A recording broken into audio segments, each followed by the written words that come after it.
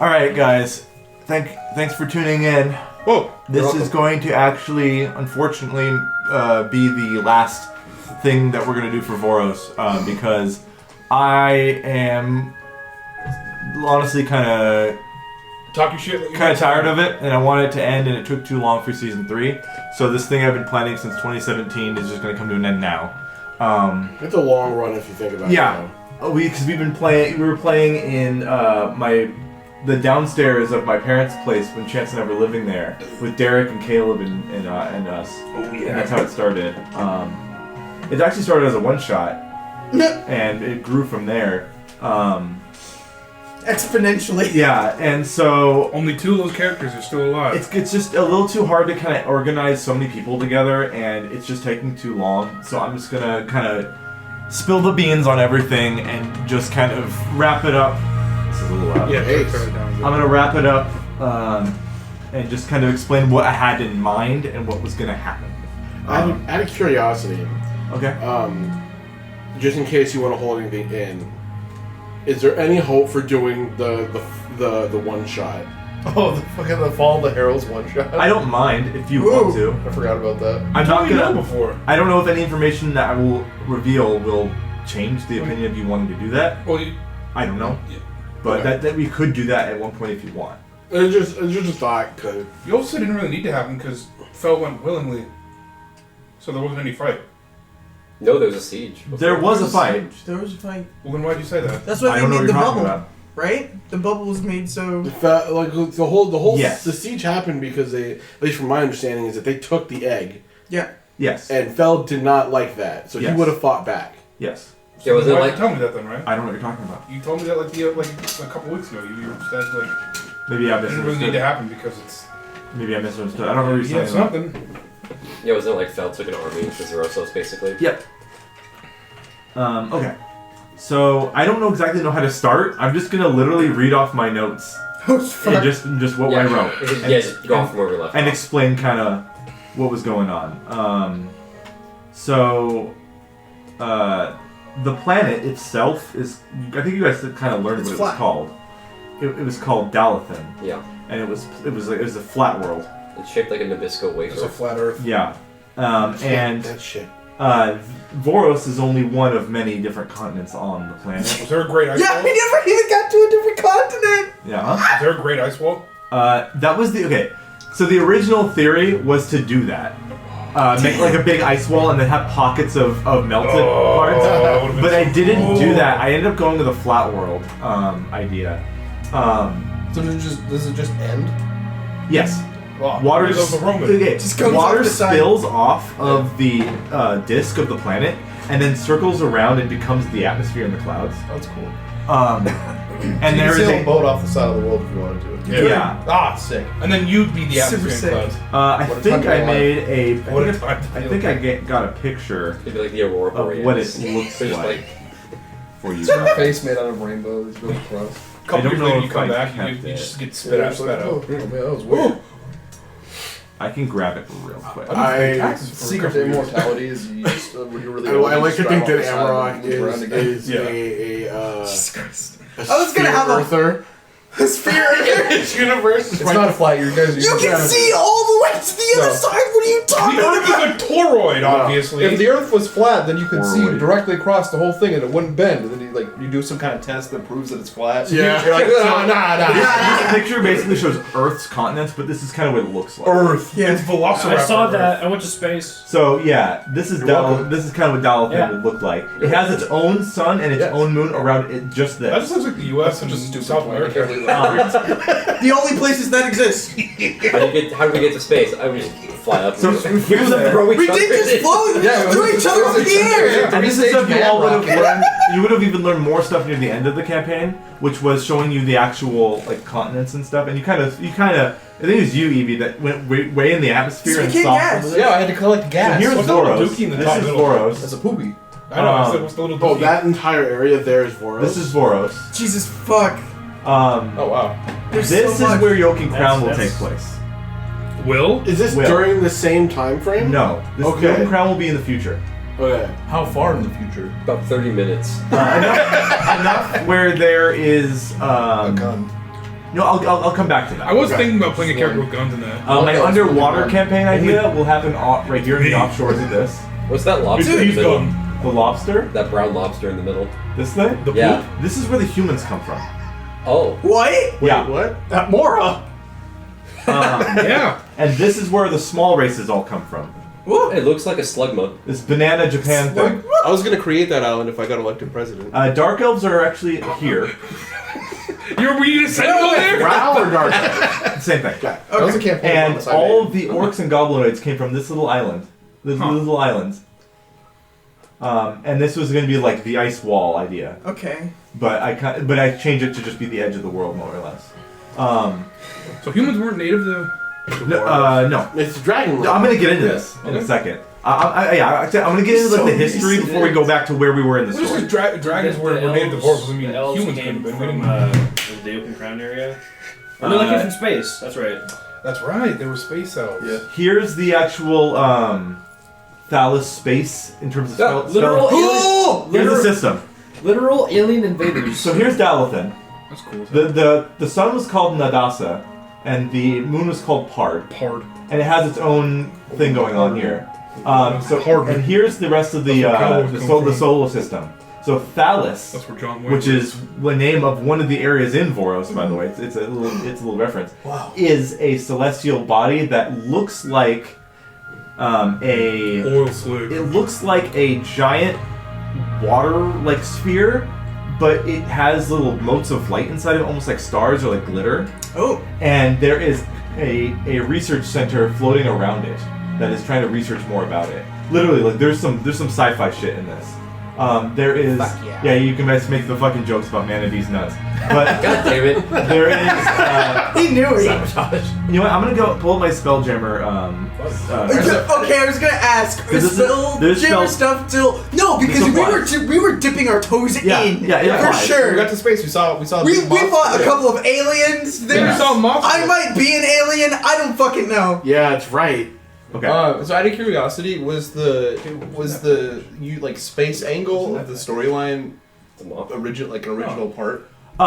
Yes and no. There was a 10% of it was there, but then when Spelljammer came out, I fleshed it out. Oh, the the idea was they there. gave you like the perfect thing Yes. to make The that. idea clear. was there, I just didn't expand on it yet. Oh, that's cool. So, okay, this system is technically, at the point you're playing, controlled by something called the Elven Imperial Navy, A fucking elf. It's always Jesus elf. fucking Christ. which is a interspherical, because there's no galaxies in Spelljammer, everything is contained within these crystal spheres, and there's different spheres all around. That A Spelljammer they're basically character- self-contained solar systems. My Spelljammer character is an ex-member Yes. of the Elven Imperial Navy. Yes. So this system, while technically controlled by the Elven Imperial Navy, or the Ein, E-I-N, is quite new under its reign.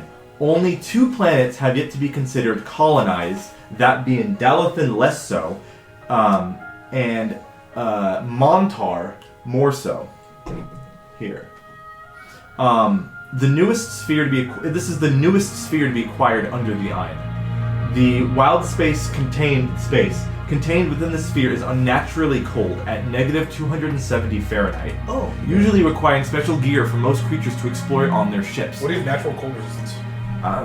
I'm not worried about that right now. Most believe this temperature is due to the system's primary body of Thallus. Thallus, information here. It's a spherical water body about 750 million miles in diameter, which that means like nothing because it's just so big. Thallus has a research station constructed near its orbit by the Ein for monitoring.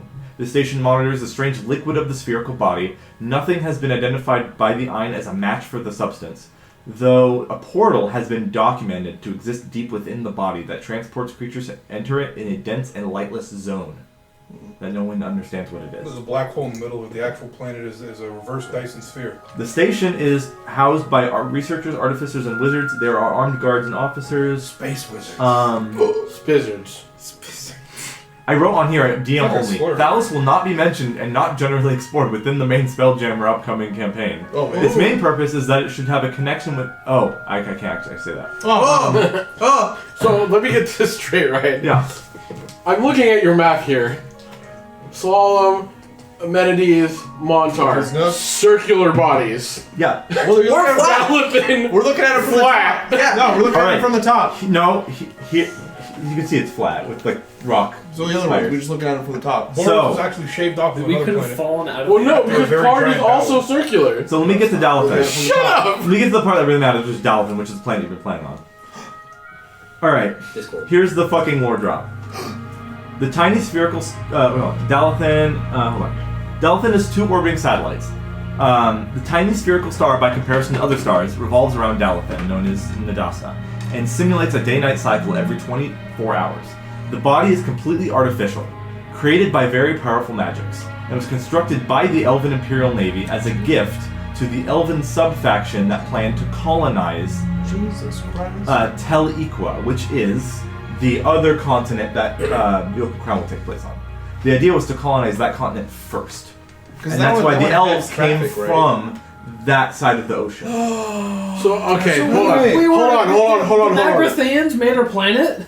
I don't know what that means. Well, they made our disc. So, Hitchhiker's Guide. Well, that's the sun. If you have any questions, I can answer, but I want to move on as well. It'll explain more. You're good. Keep going. Okay. I have it locked down. So the Elven there's an Elven sub-faction of the Elven Imperial Navy called the Yarpata, and they were considered extremists within the Imperial Navy. We're dealing with ISIS? ISIS, yeah. And they were. I'm probably gonna get to it, but the idea was that in my head that they were kicked out or Exiled. considered too extreme fuck. for the Imperial Navy, because the Imperial Navy isn't necessarily evil. Hell yeah. They are kind of like the NCR in Fallout, Hell where yeah. they're stretched way too thin and they're a military like group, and they are a little bit racist, but a little bit because elves. But We're dealing with the most racist motherfuckers. yes, so Kind of you're spacists? dealing with the extremists, and they were exiled from the Navy. The whole thing's just called the Navy. Not there's not like an Air Force or like an Army. It's just called the Navy, because it's space and Space Navy. Baby. But the Yarpata It's a new Pokemon. were kicked out, and in response, they basically colonized a planet on their own to gift it back and be like, "We're cool, right?" And the planet was gonna be Dalathan. Oh my god. Why is There's it more. called- There's more to that, but that was the The general planet was idea. colonized by ISIS? So Why wasn't it a full sphere? I'm gonna get to that. So So it could be fully It was- observed. in Most of one it was go. blown off during the war. I might have Guy to. with a big I- sword went no. They blew I the might top have to smooth start off. with Montar first about how to explain this. Okay. Gave that planet a fresh I fade. have a. Damn, line my shit up straight, son. Maybe you'll get to this, but Yeah. I remember in season 2, we got visions or we saw something involving a thing between the 3 different types of elves. Okay. Yeah. So is that way too far past like the line, or That happened way after colonization, right? What thing are you mentioning specifically? because there was a split? Remember the Civil War? Maybe it's been a minute. Like I remember that like The elves there started to race mix. like because it was when the Drow separated Yes. from them. Oh, you're talking about the thing with the tabaxi. Yes. Yeah. That's all on Dalathan. Yeah, obviously. I'm just Yeah. saying, like, that was way past. That was like 1,000 or so years ago, okay. or more than Okay. that. So this is all way over the scope of the campaign. So we'll get to the nitty gritty soon. But I want to make sure I get this as an established thing going on. So okay, I don't know if my notes exactly say it, but I have the idea in my head of what the idea was. I thought I wrote it down, but maybe it's in a different note, and I don't want to go searching for it everywhere. So okay, let me just read what I wrote here. So Dalатhan, Nadasa was a fake artificial sun that was constructed by the Elven Imperial Navy. Hold on. There's no sun originally on the planet. It was dark most of the time, unless Ildau, the only naturally occurring star in the whole system. That's also another reason why it's so cold. Is there's not a lot of stars here. This one is a weird oblong orbit. Toy. And the only time Dalатhan would usually get light is if Ildau would be close to Dalathan enough to influence it. There's just this moment. Every In like which- thousands of years. It would come Everything. back. Yeah, you have 2 suns. And that is very important to Montar's thing. This is not going to be explored in the spelljammer thing that much. super so fucking close to Montar in that fucking orbit. there's a point to that. So okay. That's where the Chalistico is. That's the headquarters of the Chalistico. Okay. This is going to be a lot to kind of wrap my head around, and for you guys too. But I'm going I to wrote it. Wasn't wait a minute. Wasn't Ildau part of a religion? Religious Wasn't thing? it? the Pale Sun. The Pale Sun. Oh yeah. One of the Pale Sun sects. You remember the 3 different sects of the Pale Sun that believe slightly different things? Yeah. Yeah. One of them believes stuff about Nadasa. One of them believes something about Ildau, and the Yeah. other one kind of does a mix of the Like two. he will return. That's right. That's Yeah. right. That's the That's last right. one. That's right. Ah! Monitor will return in a few thousand years. Oh, that's crazy. And that was Jesus fucking Ildau. Christ. So okay, I'm just gonna read what I wrote. Yeah, no, you're good, And you're good. we're gonna roll with Questions punches. are gonna pop out So regardless. the Ein, I was gonna say the Ein took hundreds of years to construct the sun, but it might just be the Yarplata. I'm not sure what I was gonna do with that. I might have miswrote there. Anyways, Montar, the original Ein colony was based on in Thalasspace, had to be evacuated from, because they figured out that under under Montar's soil there were plates of poisonous metal that it couldn't grow any crops on, Okay. and that any crops that they did grow Die. were full of toxins. Oh. Right. And the original colonized planet seemed okay at first, and then they started to do agriculture on it after starting to settle things, Right. and shit went south. Skill issue. Yeah. Had poisonous metals growing in their food on Montar, and we're looking for a better crop planet because there were a shit ton of other spheres that the Elven Imperial Navy controls. Right. This is just the farthest out that they've gone. In that time, dragons from worm space Yeah, of course. Weird space. had gained an interest in purple? Thalasspace, so a different sphere somewhere else called Wyrm Space, W-Y-R-M. Shaped like a worm. And Dragons are aliens once again. the sun was Yes! once the sun was put into place in Dalathen, the elves the sun was put in place to let the elves land there and cultivate plants. The Illithids attacked deep within the Ein home spheres that diverted attention away from the project to colonize Dalathen, leaving the planet to the dragons of Wormspace to land there first and establish the planet as their property. And these are the. The dragons. Okay. Wait. So So the dragons these are aren't the dragons natives, they're that colonists. Yeah. fucking That's crazy. were mentioned, right? Hmm? Like those dragons that were like the leaders, or Thousands of years ago, the That- original dragon, the Voros so culture. Those are the first colonists. So Yeah, Okay. that doesn't necessarily make the elves justified in what they did, but fuck. I mean, it was a planet with no one on it. Right. Right. But from and again, It was I no sun originally. It was, I could nothing be grew there. misremembering this, but didn't we find out that the elves did super genocide? Yeah, The dragon. Yes. Big war. That's why the So- war group made. The, Well, there's no sun, dragons sun out was there, put so into it's place. Right. The sun was put into place for it to eventually them to put seeds on it and Winter water dragons and make are everything grow. The Illithids, the mind flayers, Yeah. attacked back in their home world, and they had to abandon the project and leave. But the sun was still there, the artificial Right. sun.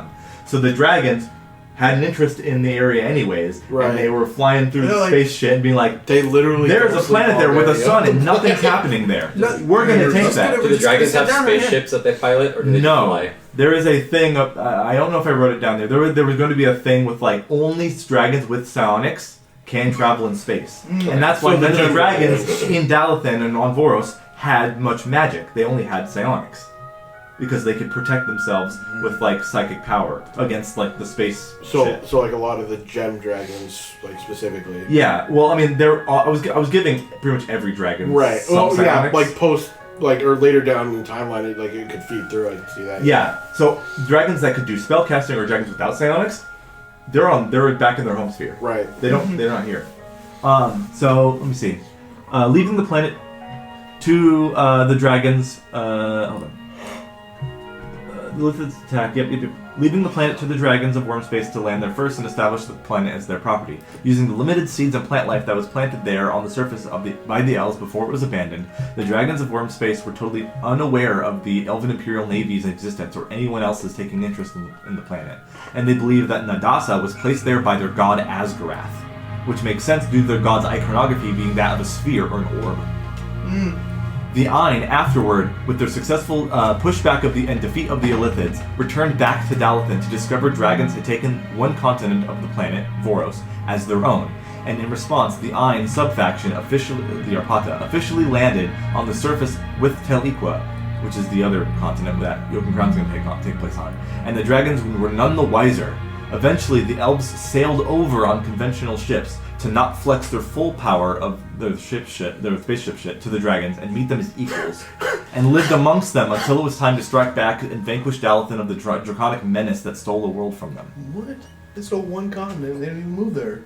They're elves. They moved to the other continent. Those guys in moved secret. into my neighbor's and house. just sailed over and were I like, don't hey, like it. actually they have fucking giant lasers like from space pointing at them. Which makes sense because we saw the spaceship that Yeah. was getting closer, Yeah. and then it was like what you saw. You Yeah. saw the continents, and I saw what some of them. He saw more. you saw. Okay, yeah, you saw that more. that dragonfly was part of the Ain, navy. The dragon what? The dragonfly ship that they saw in space. Yeah. Oh, the moth ship? Yeah, for sure. That's their ship. For sure. Oh Jesus. For sure. Because that was going towards the other continent. So wait, then who knew? I want to know who Who knew. knew what? Which because I mean this is post, years down the line, past the founding, the destruction, what have you. But who on Dalathan knew in Voros that the Ain and all this other shit existed? The Yarpata know. Well, yeah, but anybody That's that we it. know? No. The government. It might come back to me, but I can't think of any right now. Okay. The I have a government, question. yes. Where did the drow come from? The Drow are not part of the Ain. Oh, They are their Segregated again. They're their own thing. So, okay, let me see if I have the map.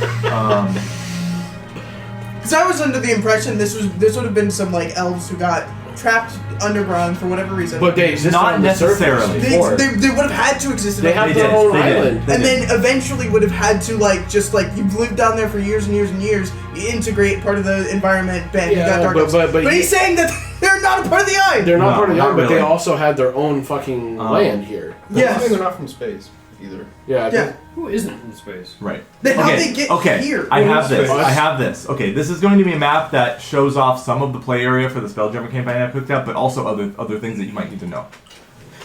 Because, All right. Holy So here's Saddle Space. Here's all the ones are colored accordingly. So all these Zelda green space. ones are the Ain. That's The, elf space. the red ones are from this loose organization. Oh, the free states. Yeah. Hell and yes, this is the brother. area where most Hey, of is the that Spelljammer teaming campaign will space? take place. Stop! I hate that. Temporal So- space. Everything's cheap Tempest Space. and breaks. So Wormface is part of the Free Sphere Confederacy. Yes. I don't have a name for this one yet, so don't worry about that. This is a very Oh, broken sphere. Wait, what's I left? like how it's Galaxy question mark. yeah. I have this is very It tenuous. was the glass bubble broke. Oh no. Yeah, Like, every oh. sphere is like this crystal material that blocks in outside interference. Tiny little Eve online. So okay, Yeah. the mother sphere of the Elven Imperial Navy is Selder Space. So it's not exactly easy to see, but I think it's Araushne Yeah. is the original name for Lulth, Mhm. and that planet Oh is named God! that. Damn it! So they are their own thing that were kind of subjugated by the Ain. So- hatred. Yeah. Oh my god, it doesn't stop.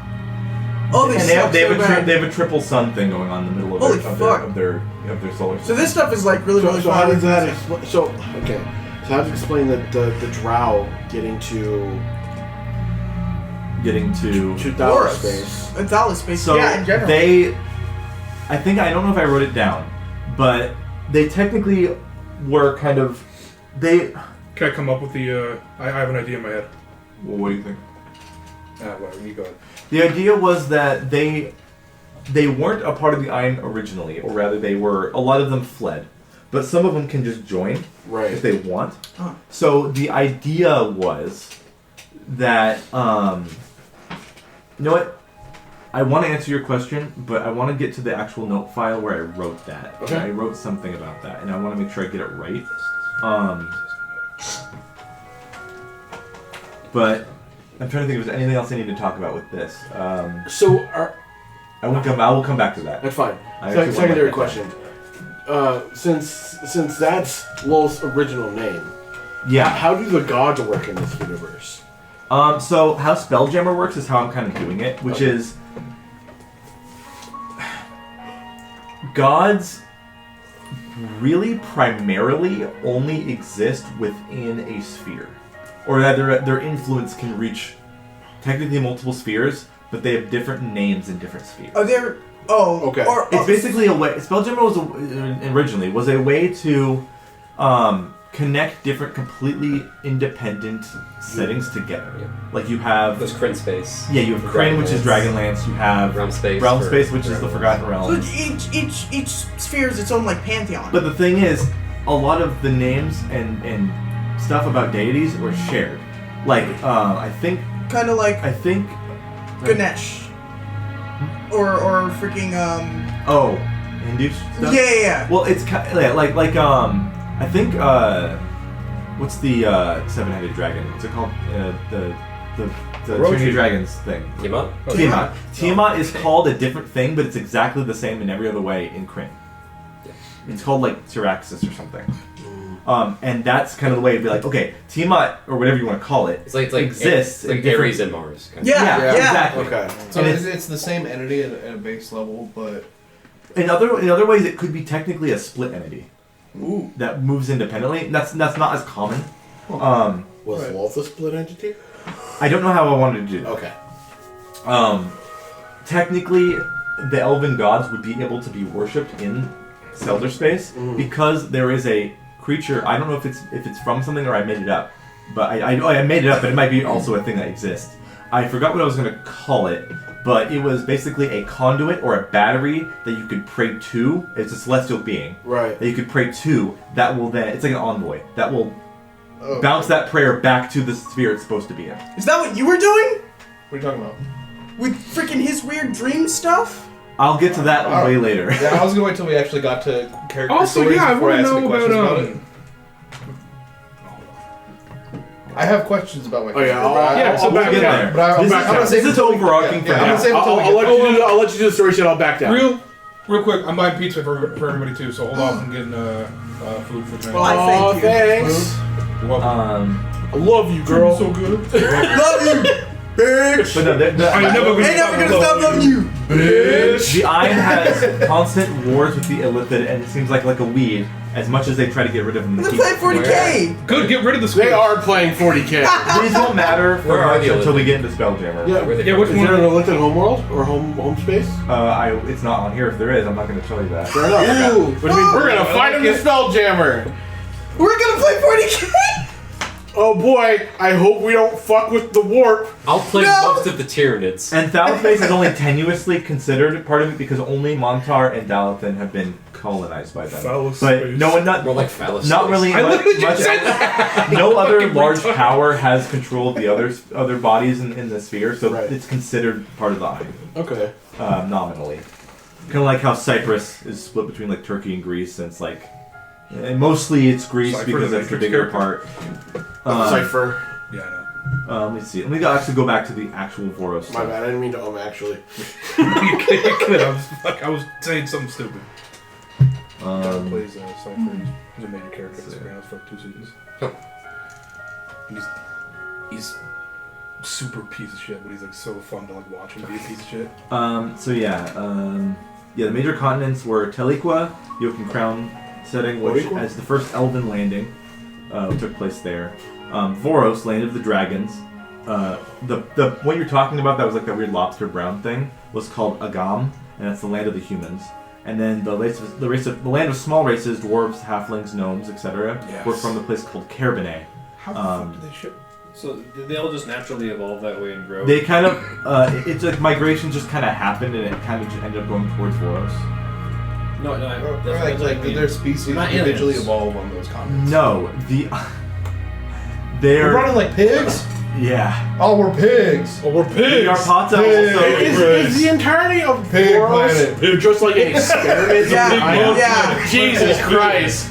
Oh, it's like endless space. Yeah. So yeah, the Arpata brought races down to populate and kind of make a facade of and like experiment. see how they and watch commingle. shit. Okay, Yes.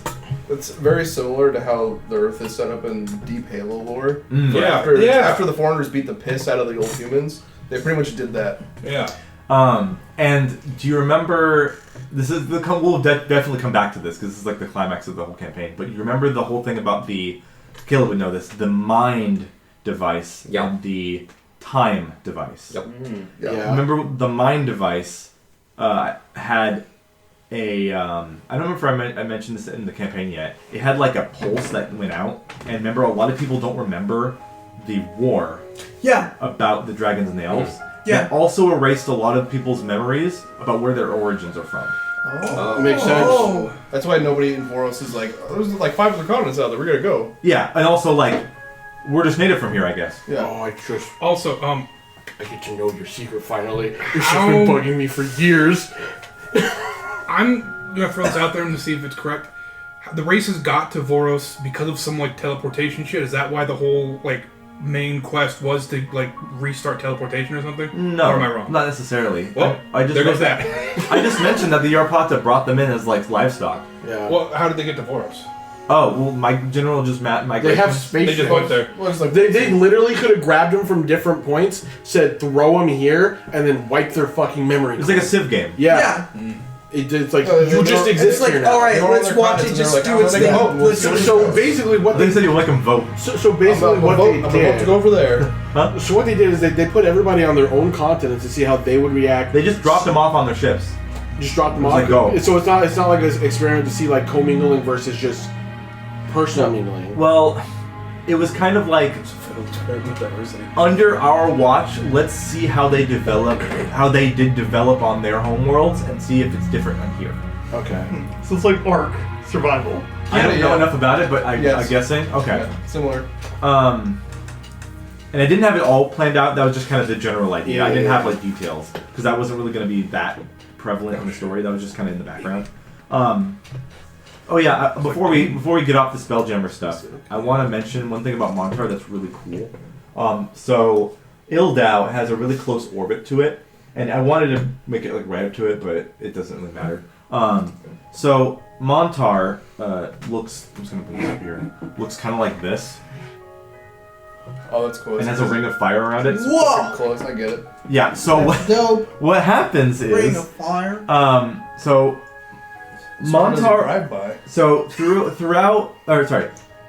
though daylight is present for 5,000 of its days constantly, since Ildau comes in so close proximity to Montar and ignites the Lux Prosperi around it.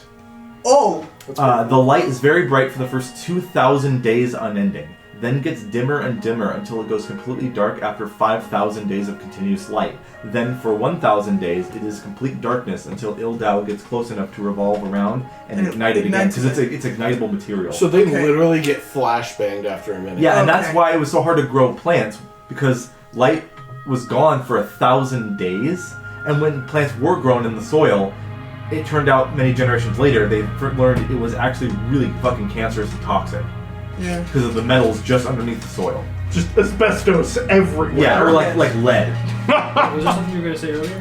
I don't fucking know. which is one of the reasons they left. Were like after like generations of establishing stuff there, they're like, this planet we can't do much on it, and if we import soil, that'll take forever. So let's just go to like a different planet and start shit there. And then the Illithids attack, and they have to put the sun there. Right. So, but was Dalathan created or did it? No, just it already exist? exists. Okay. The moon was. The moon has a different situation. I hope I wrote it down. It broke off the edge of the earth. Pard. It's a giant wolf. All I wrote for Pard, the moon, is in the center has a portal to the Beastlands. Whoa! What? Yep. Pard is a. I'm actually asking you to repeat it. Pard, the moon of Dalathan, has a portal to the Beastlands in the center. It's a hollow. My home! It's a hollow moon with a. The Beastlands are awesome! Christ, you got both hollow moon theory and flat Earth. Like, go crazy with We've it. got it Why all. not? It's fantasy space. So, are the Oh, that explains so much! Wait, so that ties That's why to... wolves like the moon? Yes. Yeah, That's why so that ties the lichens I was together. thinking, Yeah. what actual like connection is there? And I was like, well, maybe the moon could have some sort of like Beastlands connection. So all the werewolves on Voros, they yearn for their home. Yeah, No, there's like I gotta get there. So you remember They don't know, when, though. you They don't remember know when fucking Aurelia died? She had visions of being in the Yes! Yeah. So when she died, she went to the moon. Yeah. And then we ripped her back to We the ripped moon. her back, yeah. Not once, not twice! Yeah. Alright. Is there anything else about Montar I want to say? Oh yeah. Just 30 feet under the surface of Montar, thousands of tectonic plates made of pure metals, many highly toxic and poisonous. The leeches and the most foods grown there by the light of the ignitable fire belt named the Lux Prosperity on the planet. The elves are the progenitors of the Fae connection that the race has. Many of the citizens tried to parlay with Fae that wandered on Montar, that wander around. Montar is full of Fae. And that's why the Fae connection happened with the elves, was because of Montar. There was no connection with Fae and elves until Montar was colonized. Many of the citizens tried to parlay with the Fae that wandered Montar to receive plants and abilities to resist the toxic metals, though it did not work out. Instead, the Fae who tried to help were inflicted with diseases and plagues caused by disturbing the metals, and is said is what started the Fae's aversion to things like iron. Why they hate it. That's cool. That's cool. Okay. So I made like reasons why these things that are generally accepted by the rules of monsters and stuff exist. Stone is rare on Montar, and most of the surface is covered in lush green rainforests and jungles, their roots finding homes between the metal plates where water from rain accumulates. Most groundwater is undrinkable due to the harmful metals, and majority of sustenance is provided by either... Just we'll go into for that. later. A majority of the sustenance is provided by either small particular farming with strict safety procedures, imports from other iron spheres, or simply through magic like create food, water, good berry, etc. before they move. Before most of people moved off of Montar. Yeah, there's a lot of Fae on Montar, and there was like some kind of, there was a curse or like plague that infected a lot of the Fae, and forevermore they have a version of metal. Am I Fae and alien or both? What? Am I Fae and alien? We'll or get to both? that. Okay. We'll get to the specific people stuff soon. They're Phalian. I'm Phalian? Alright, so zooming back in on Dalvin and specifically Voros again. I'm literally just gonna start off where we left and go from there on what my notes just say. I'm just gonna read them verbatim as much as I can. Unless they spoil something for spelljammer or something. So let me go down. We truly were on beach front property. Let me go down to where we left off in the tomb. Oh yeah, all of the flora and fauna that are on Dalathan came from elven homeworlds. Because they seeded the planet. Yeah, they seeded and all the animals. So technically, everyone was appropriating elven culture. I guess. You ever eaten a Always salad? has been. We were forcefully appropriating. Hey, Alright, Put so... us you here. ever had a steak? Alright. Actually, no. What's cool is that the elves grow. Yeah. They grow their ships. They're made out of like they plant seed and it grows into a ship that they hollow out and go.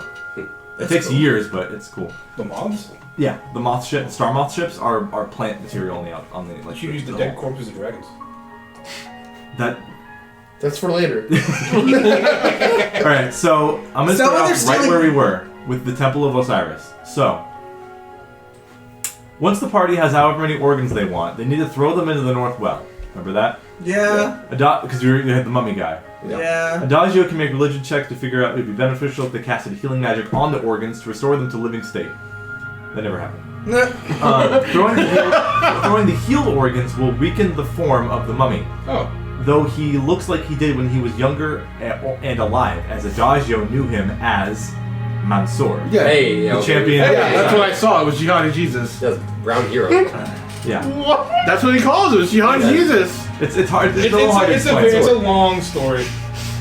All right. So the Mummy Lord. I don't even know if I want to show you the stat block. It was just a really strong Mummy Lord. And it had I wrote its lair action here. I'm gonna read them out. Every time they deal 100 damage to him, his form will shift to what he is now, to that of an undead mummy, which will now reverse the healing and damage property for the party against him. Meaning they have to damaging him heals them, and healing them. It's fucking Seymour from Final Fantasy X. Because you had to learn about life and death with Osiris. This will go on for a total pool of 400 HP. Then the fighting is done. Adagio will be worthy of the title Master of Life and Death. Oh, that's sick! Wow. Also includes a moment for Adagio where you can have some rapport with Osiris, Sylvanus, in the tomb. Maybe this is what could reverse his aging, I wrote in my notes. Oh. You could have been a young He's trapped dragon. again. I got back to being I just young completely again! forgot you were 40. Yeah. Other treasures could include the Jade Circlet that Adagio wanted. No! I was so close! God damn it! That he needs for his shape change spell. God damn it! I was this close to becoming a worm. Among other cool mummy treasures, I wrote.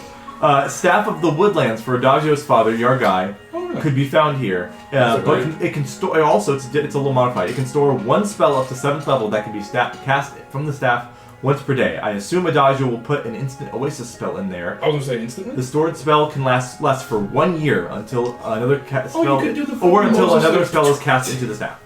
So the idea was that you would probably put the instant Oasis, your custom spell, into there, and then your family would be able to be nomadic and leave if the Salkamori, the dragon guys, were getting the Dragonborn gang guys, were going to invade on their home or where they settled. Is the instant Oasis one of those spells that if you cast multiple times throughout a year, it'll like be like? We didn't define that, but I wouldn't. I thought that'd be cool. I wouldn't necessarily put it past. Yeah. As the party were to exit the temple, two things are apparent: the building and the surrounding desert, and it is enveloped by a mighty flay wind. The sand whipping with powerful gusts in the air, the outside stone taking a beating from the storm, slash-like marks from the collective zephyrs of sand cut at the edifice of the tomb. And two, there's a figure in the brown haze of the sandstorm, a silhouette of a humanoid becoming more defined and opaque Standing in the flay as it navigates Menacingly. towards the group, trying to find shelter. Uh-oh. Stumbling and shielding their face with their hands, you see a trail of crimson stain the dusty ground beneath them as they trip over their heels and collapse at your feet. Emerald recognizes the person, an olive-skinned female human, at least initially, though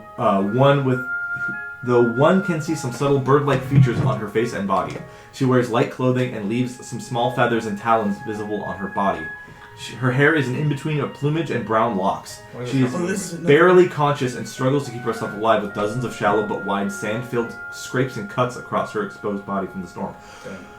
Lazuli, one of the three alphas of your pack, was trying her hardest to locate Amarok, but due to the Windwalk spell, the moment where they could have crossed paths didn't happen.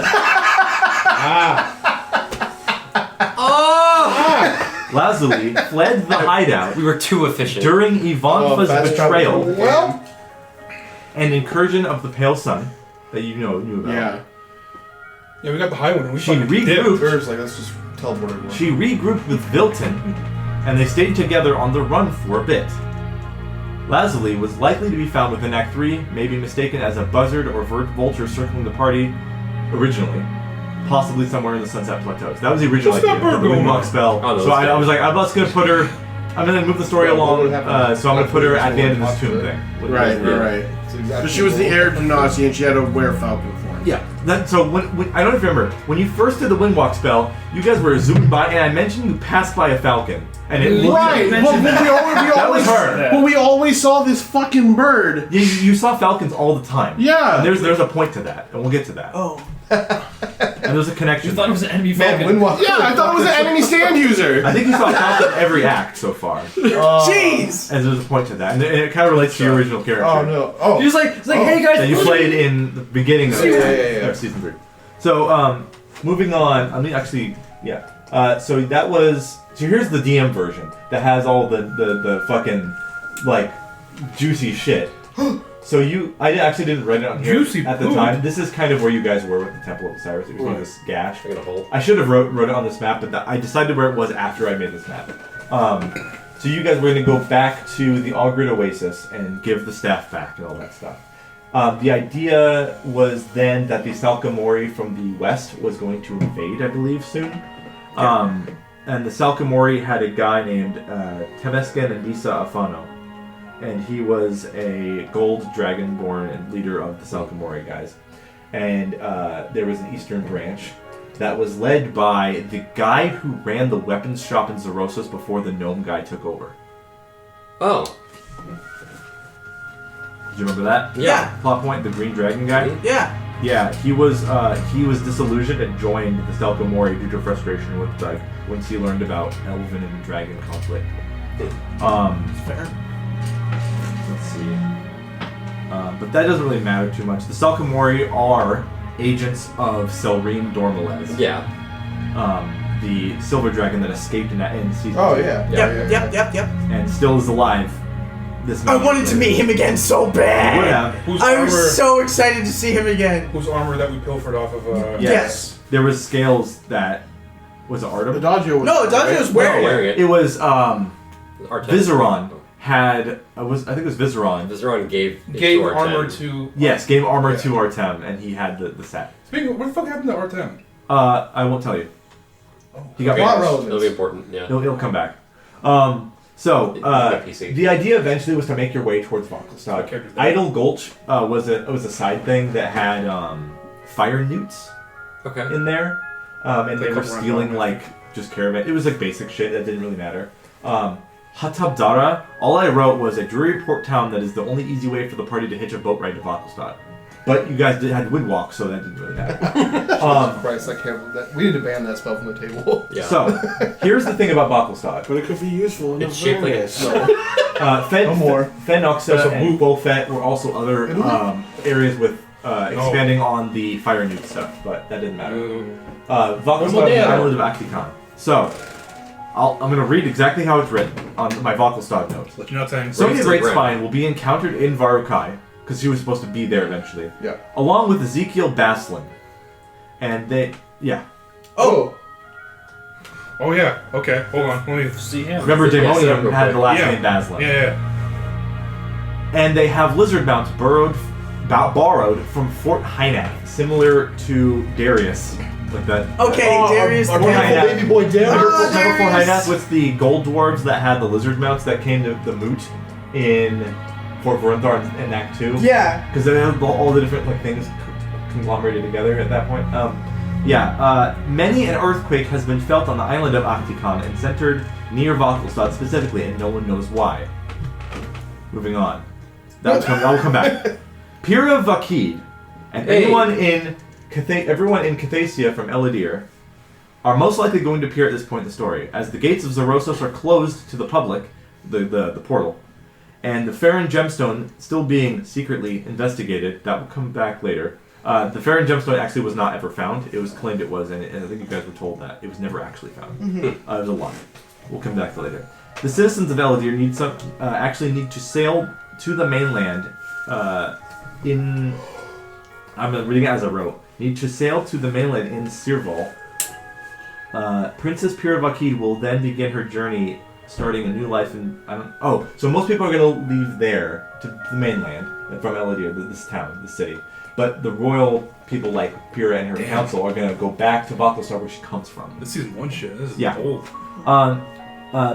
Pira Vakid will begin her journey in starting her new life in Valkelstad.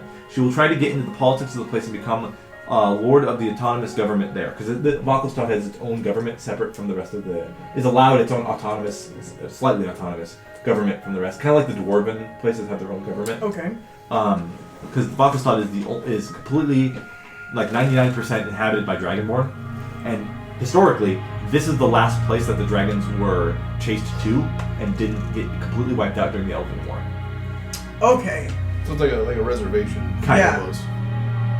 And the elves keep them there. Keep them here. I mean, Dragonborn can move wherever they want, but this is like So the home. it would have been like, years ago they were pushed here, They're pushed all the way there. and then just time passes. The Dragonborn- elves didn't eradicate them completely. Yeah. They kept some of them around to understand their culture and try to force them to tell them things about stuff they didn't know. Where's Worm Space? Yeah, basically. No. No one fucking knows.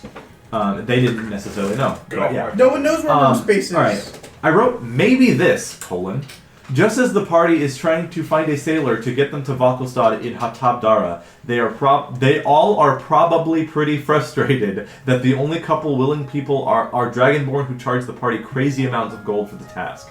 So have Pira Vakid and a completely overstuffed and barely buoyant ship sail by on the waters to make port in Hatabdara's docks, as for a break during sailing. Princess Pira will be there, and to her surprise, Adagio will be there along with the party, of course. To her surprise. She will say she's going back to her home after all the Cathaecia Pop to Kaleb stuff that happened in Season 1, which is only Kaleb, Derrick, the chance that and even though her huge ship is over capacity, because of some people with her and treasures and artifacts that she wanted to bring. She robbed She Cathaecia just first. stuffed it. It was her place to rule. Because her father died before Act 1 even started. Anyways, most people fled on smaller ships, but the ship literally has all of Elodier's royal treasure and official people, along with personal items like furniture, weapons, thousands of forms and papers, etc. The party is more than welcome to join on their voyage to Acticon for free with this option. This will obviously send the Salkamori into a greedy pirate-style behavior and want to threaten Pyrrha's boat. It's confusing already. But will be conflicted as she is Vor loyalty, or dragon loyalty. But they're still manipulative towards Sarafat. That'll come into play in a minute. Sarafat is the governor of Bakostad. So I don't know how they would react to Pyrrha. Big to be determined moment. Because there's other people sailing around that are Dragonborn that are part of the Salkamori in Bakostad. They're kind of a gang that took over a lot of. It's like the Yakuza or like the Mafia. And if Pyrrha is sailing here into their port, it would have been an issue with some of the other people, like because she's a Dragonborn royalty technically, but like she's not vetted by Selray. Anyways. When entering Bakostad, the players will be approached by a red dragonborn named Munzoro Sidu. He is a member of the Salkamori secretly and scopes out the non-locals entering the town for people he can either swindle or shake up for valuable info or valuables. Did you have a question? No. Okay. I thought you were trying to say something. Stretching.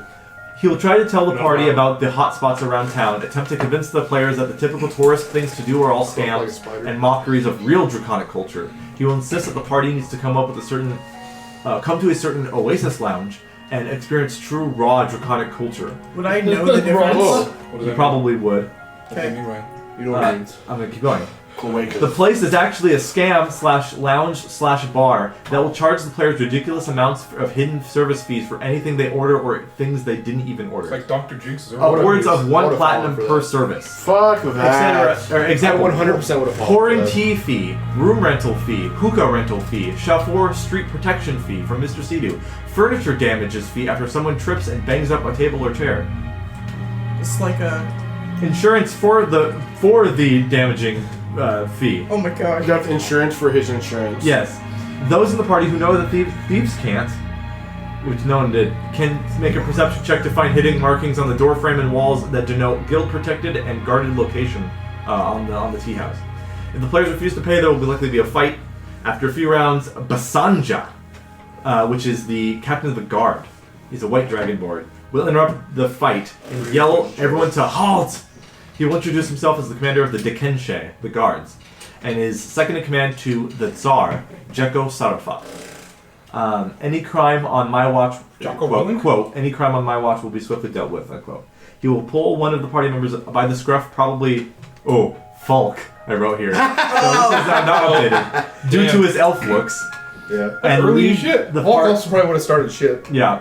And lead the party out to follow him somewhere out of eye and earshot from the establishment. He will be straight up with the party and tell them not to mess around with those types, as they're an influential tribe within the city, the Salkamori. They will try to swindle anyone who deems foolish enough. Basanja will say that many have gotten sent to the dungeons for stealing services in the past. But he is aware that Sonia Greatspine is here to try to root out the crime problem in the city. He produces a few platinum pieces from his pockets that says how this will keep them sated for now, and how you are all free to go, but keep your heads out of business like this and don't get tricked again, or I may not be there to bail you out with money. Because he basically pays them for you if you refuse to pay. So, I didn't have it more written for like most of Vakostad. That was kind of all for now. I was gonna, as you guys got there, I was gonna write more. But Vakostad, the Under. I wrote Abishai and Draconians, which is the base. Oh, yeah. The base I was using for the Salkamori. Yeah. Stats will be used. We're making their stats. Okay, that doesn't matter. That's just my shit. The halls of the dungeon underneath the city will tell cryptic signs of the Zaratans and their ability to create dragonkin. Basically, the story of how the Vor and their kin were brought into this world. Parentheses, the Salkamori and Vakelstad are reading them the wrong way and not understanding their own people's old writing and depictions. So, the Undercity should have secret doors connection to the Underdocks, where Pyrrha would have docked at Vakelstad for the boat. These Dragonborn believe that Wemvagi speaks lies about the draconic culture and how they were defeated by the elves. They literally cannot believe her. Wemvagi is a trapped dragon that they have under Vakelstad, that the Salkamori have, and are keeping prisoner and extracting information out of. She's one of the ones that was alive during the Elven invasion. Oh my god. She's like 1,000 years I old. would have loved speaking that Yeah, character. she's that a why- yellow dragon. Ah! Yeah, Why is she yellow? yeah. We'll get to that. Is that why correct? It comes full circle, Derrick! This will explain why You asked they the are right yellow. question. You didn't even know it. Oh So, Is that why Koresh would have shown up? Ghost will show up at the very climax of this. I have notes about that. So, the Vakelstad's natives, the Dragonborn, see her as disrespecting and spouting lies about their people's failures. When Vagi is forced to produce Dragonborn, Oh, it's fucked. they will encounter Selrim Dormalezd again at some point during the end of this dungeon. He is trying to amass some draconic army to fight the elves once again. He is behind the mistreatment of Wemvagi.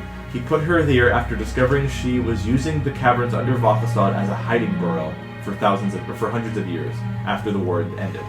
This army of draconic people are just citizens of Vakelstad who are proud of their culture, and that is what Selrim's horde is. Oh. Okay. Selrim doesn't have a lot of treasure. Right. His horde is the spirit of his people. That's Okay, fair. that's cool. It's pretty cool.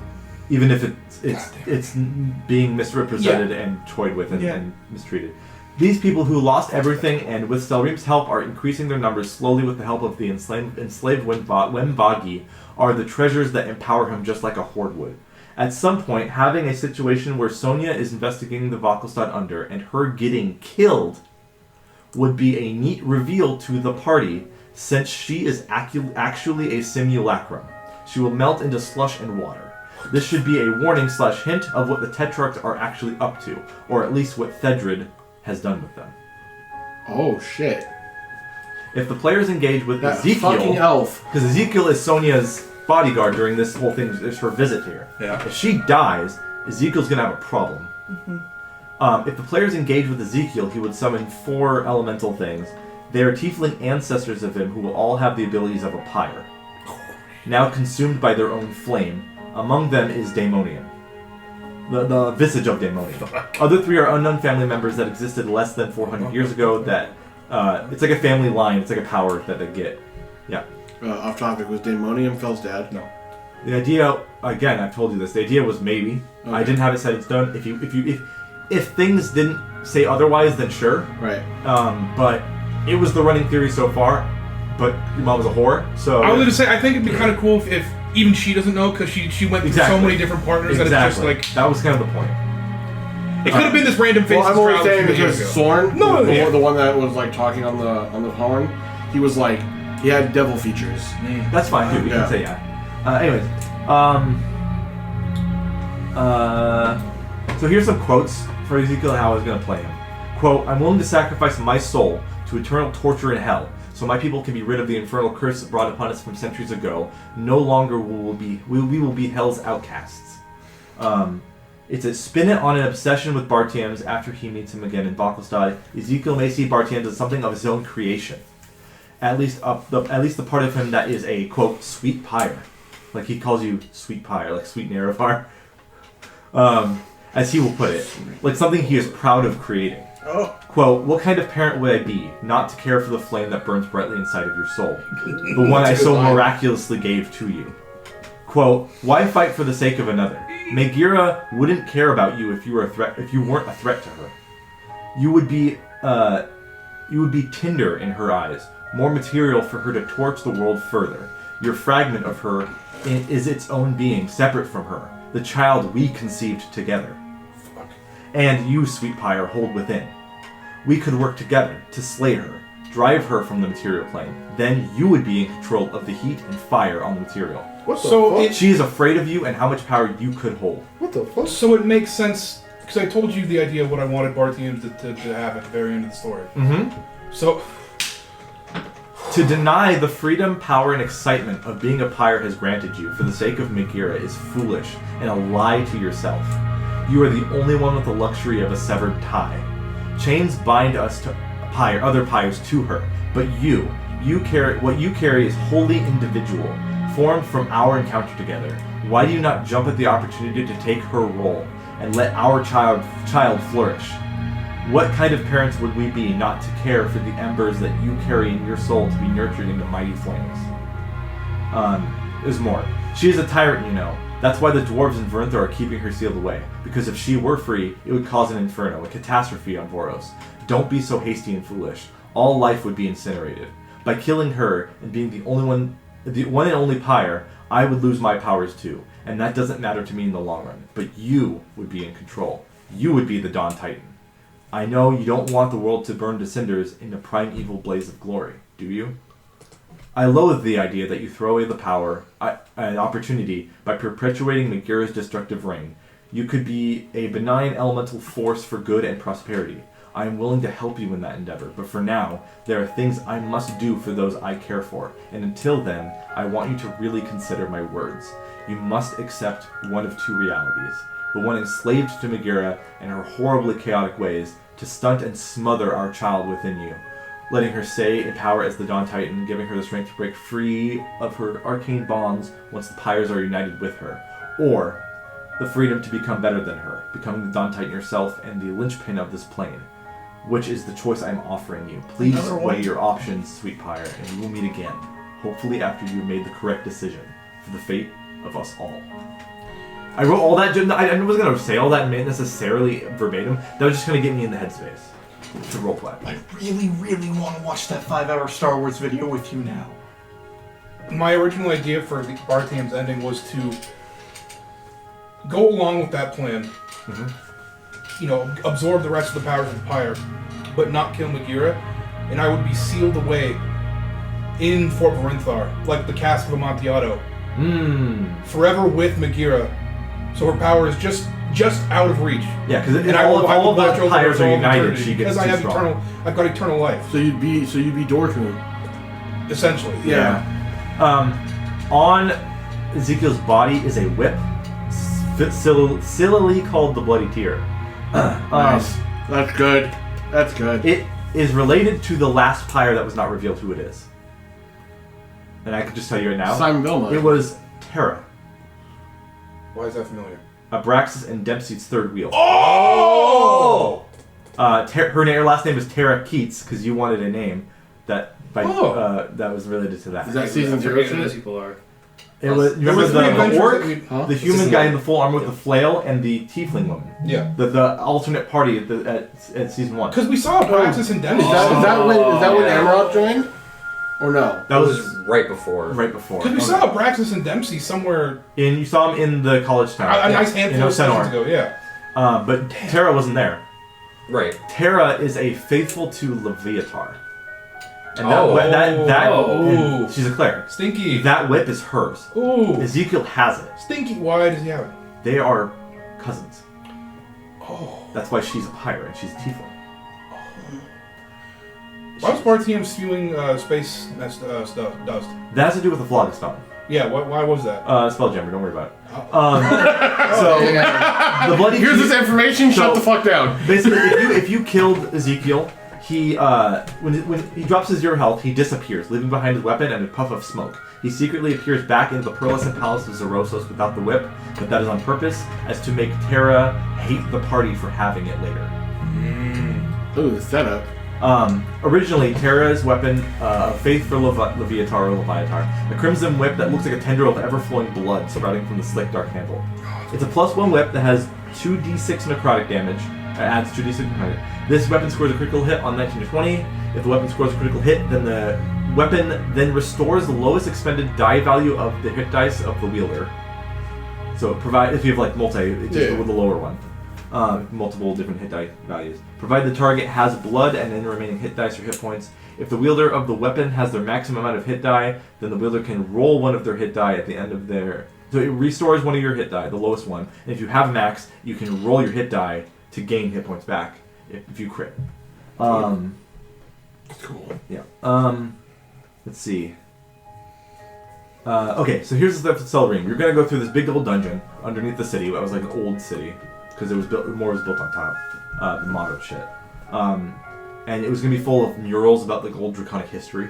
Yes. And you eventually would have found Wimvagi and Selream, and it would be like full of like many encounters with different Salkamori guys trying to fight you off. Selream, I'm gonna read this as it's written. It's kind of not in order. So it says Selream quote for a role play quote: "Just how you can't make an omelet without cracking a few eggs. You can't break a tyrannical rule without committing a few atrocities yourself. Quote: What I am doing is a moral good of fighting back against an evil regime who genocides innocent folk.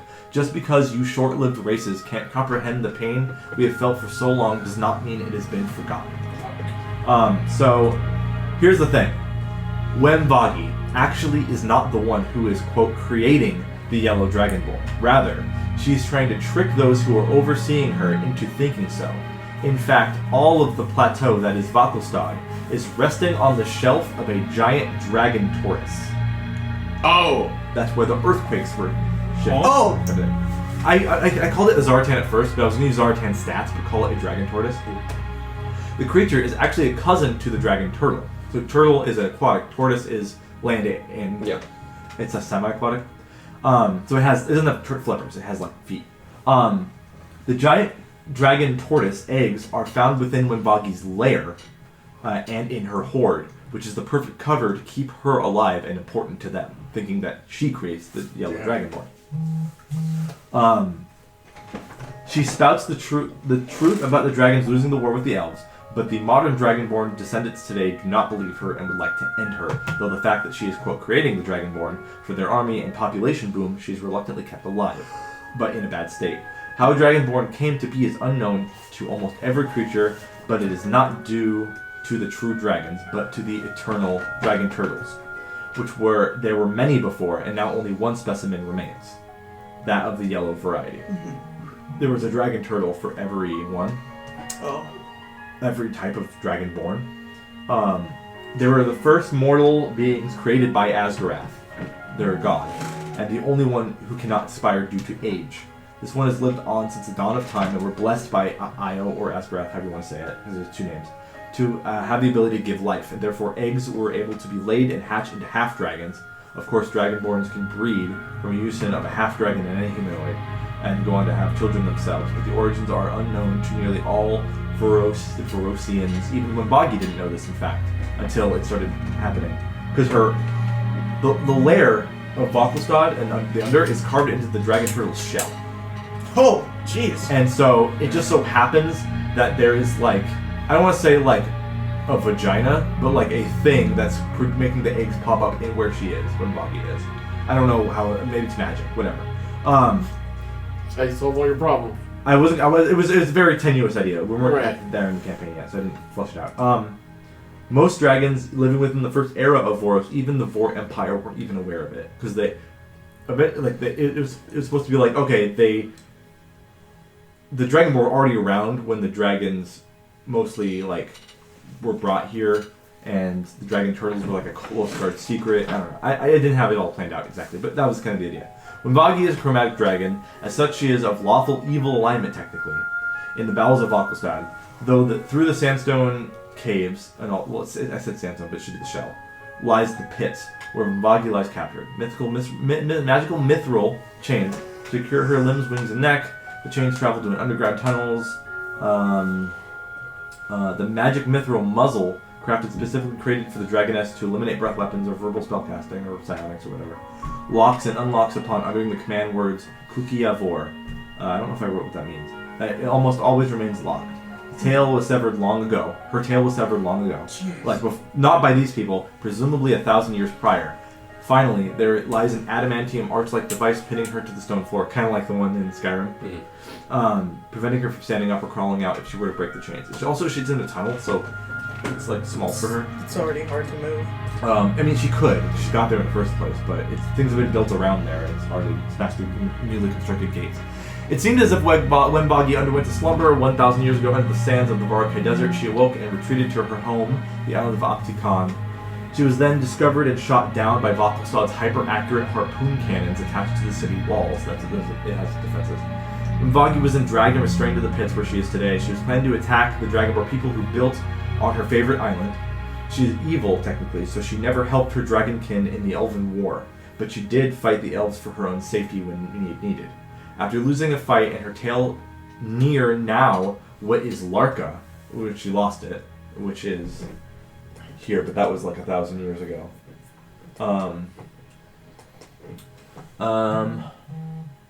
She fled into slumber under the scorched sands. She related this to the Dragonborn people imprisoning her. When asked about her past, they didn't believe her. There is a skeletal tail reassembled with all the bones up on display in Waterside. It's hanging above the market district on the west, on the underside of the main bridge, for all people in the market to see. Only elite few know what is this elusive dragon's tail, let alone that it is a dragon's tail, let alone when boggies. Most commoners see it as a nameless dragon who was defeated when it invaded the area. It's basically like a trophy. Yeah. The elves know that they're displaying openly. Back to Voklstad. Something will happen with a dragon tortoise, this one named Octicon, as the island, will awake and be confused and frightened due to the city on its back. And its shell carved into a dungeon complex. Oh, it's just like... Experiencing pain, discomfort, and a groggy rage, Octicon will rise from its powerful gargantuan turtle-like legs and begin to walk west in desperation and panic. Quote, the loudest sound you have ever heard resounds around you. The lowest rumbling tones ever heard, and the grinding of what sounds like a tectonic plate itself cracking underneath you. Miasma of dust clouds from the shaking is obscuring your vision. You'd be deafened for a minute. If you make a con save, then you get blinded from the dust for a minute. Oh, jeez. If the players may free Wemboggy, but her wings are useless due to not using them. And she has exhaustion of level 5, meaning her speed is 0, and 1 level away of exhaustion from death. She can't move in the state she's in, and it's likely she will perish here, unless the players are very creative with solutions. She only perishes, or she perishes if, after the fight with Selrim, they check on her, which then she will be buried by falling slabs of stone from the ceiling of the shaking, with a stream of crimson flowing into the center of a room in the pool. That's the most likely outcome for us. Yeah. But if the players go back to check on her, whether she is alive or not, she will, or I guess her body will, bestow a draconic gift to the party members. And I had a whole thing of each one of you gets a specific one. Cool. One of them is blind sight. One of them gets a breath weapon. One of them whatever. Was it like a roll? No, it was assigned to all of you. Oh, well, what did we get assigned? I have that note file. I'll look at it right now. Okay, I must have deleted it when some characters got swapped out. Because I had an idea. By the way, Derrick, Cole's father will come back in this thing. That will be a plot point. So watch out for that. Try to have a fight with Selrim, the ancient silver dragon, occur within the city of Voklstad, or maybe on a cliff of the plateau where there are less buildings. There will be some of Selrim's own goons with him, but the PCs will have Pura Vakid and some of her royal fighters. Battle details: high winds, sandstorms, lair action from the steps of the tortoise. Each creature in the ground that is concentrating must make a Constitution saving throw, or lose concentration, and also a dex save or fall prone due to the shaking. Players should definitely have a way to use the ballistas and mangonels on the city walls to attack Selrim from a distance if needed. After the battle has been won... sorry. That's out of order. Next I should go to Koresh is looking into these strange Dragonborn allegations. Also, Zalith called him and told Koresh that Adagio was going south with Varokai, so eventually found him. It just turns out that he was at the right place at the right time to help with this dragon toward his problem. Koresh can show up and with his buddy and his guys. With Your dragon. Vidar, whatever his real name was, first name, the original herald. It's still still Vidar. Yeah, and you were gonna be like helping out fighting the Great Worm stat block that Celerim had. Oh. Yeah. He also had psionic abilities too. I gave it to him. Was Koresh level 20? No. No, same level. Whatever level the party was at the time, he would be that level. Yeah. How you didn't get a special stat block just for you? I got a magic item. That's pretty cool though. So I wrote, It's an uncommon healing potion. Koresh shows up with the rest of the Drake Wardens, including the Warforged. It's a horde item. The Warforged Yastil That's Vidar. pretty cool. I mean, yeah, just Since Koresh will be level whatever, his Drake, pretty strong. called Rag, will, can help carry evacuate people with its wings, while the tortoise lumbers towards the ocean, which is What now... was Yastil's dragon? Finn. Drake name? Finn. After the battle has been won, the issue with the dragon tortoise still remains. Unable for most citizens to jump off its back or leave the city through fighting, whatever, the tortoise seems like it intends to plunge itself into the ocean to rid itself of the weight of the city on its shell, Oh, jeez. destroying all of Vakelstad and killing hundreds in the process.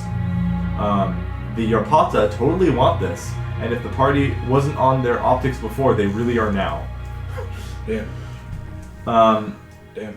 Thought you would have went to another genocide. If the consensus during evacuation is to save the city of Vakelstad, then the Drake Warden's dragon named Sinag will show up Yeah.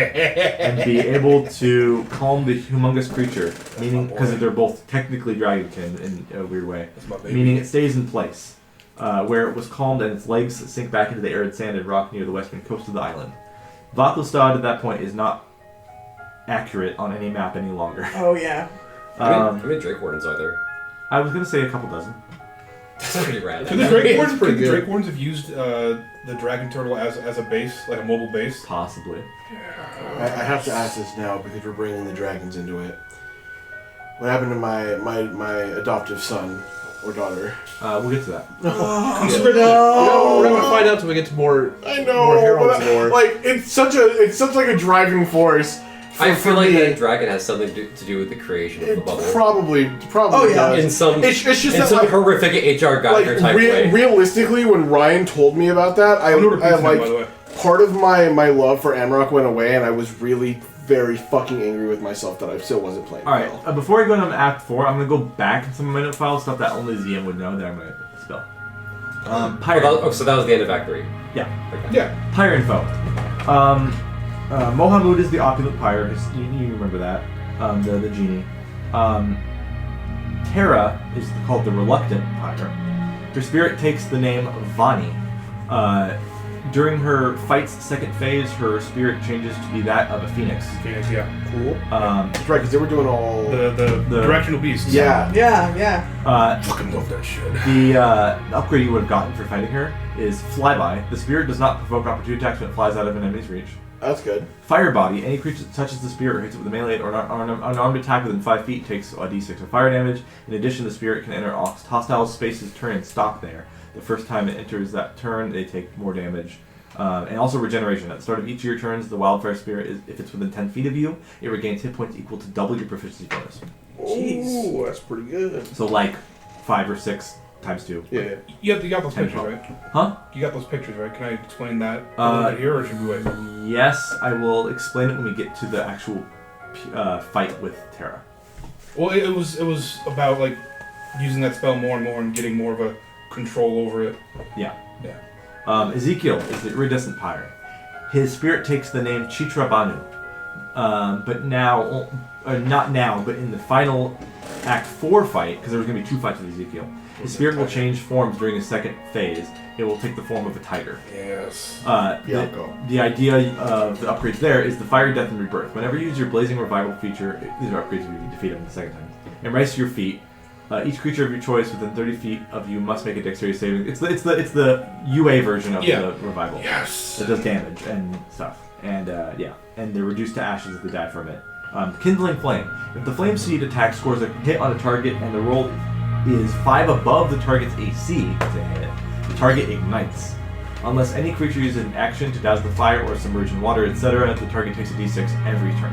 Oh my gosh. It's And fire absorption. Whenever Bartiam is subject to fire damage and Agni is in 15 feet of Bartiam, he takes no damage and instead regains another hit points equal to the fire damage. Damn.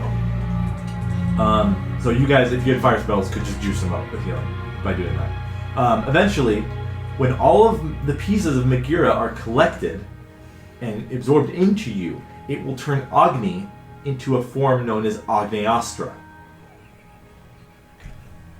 Fire immunity for all creatures is ignored by Bartiams in Agneastra now, doing full damage. Wow. So you're Sirio? Is that what I'm getting? He's basically, if you remember, Agni is different from all the other pyres who have their own spirits, because his was its own separate creature. Yeah. Because the other ones all were tied to Megura. Right. His was like severed that time and still able to stay alive. It was basically a torch and you have a stick and you light it and then there's a second one now. There's a second fire born from the first. And you know what? At this point we can go over. I had an idea. I can't project it on here because it's on my phone, but I had an idea so that every time I would use the I could. Every time I would use the Draconic Transformation spell, I have the silhouette of the man in the middle. It looked like he'd be pulling the chains closer and closer and closer until finally the two heads would come back together and the form would change into something more like humanoid, and it would show like more of a control over these powers. And I had generated it using Google Gemini's AI. Yeah. I will put it in the... You can put it in your email. I'll put it in the Discord so that if you guys want to see it, you can see it.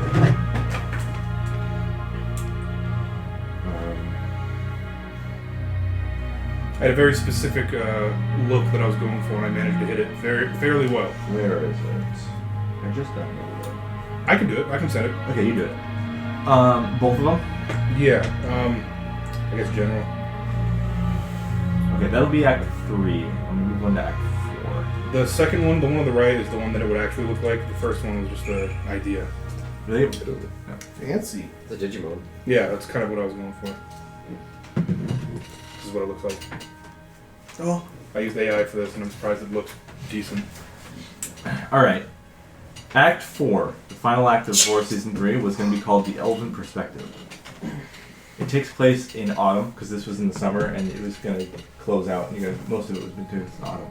Waterside and the greater Faerun region will be where most of the endgame of Voros takes place. In the hearts of the enemy, Kathleen.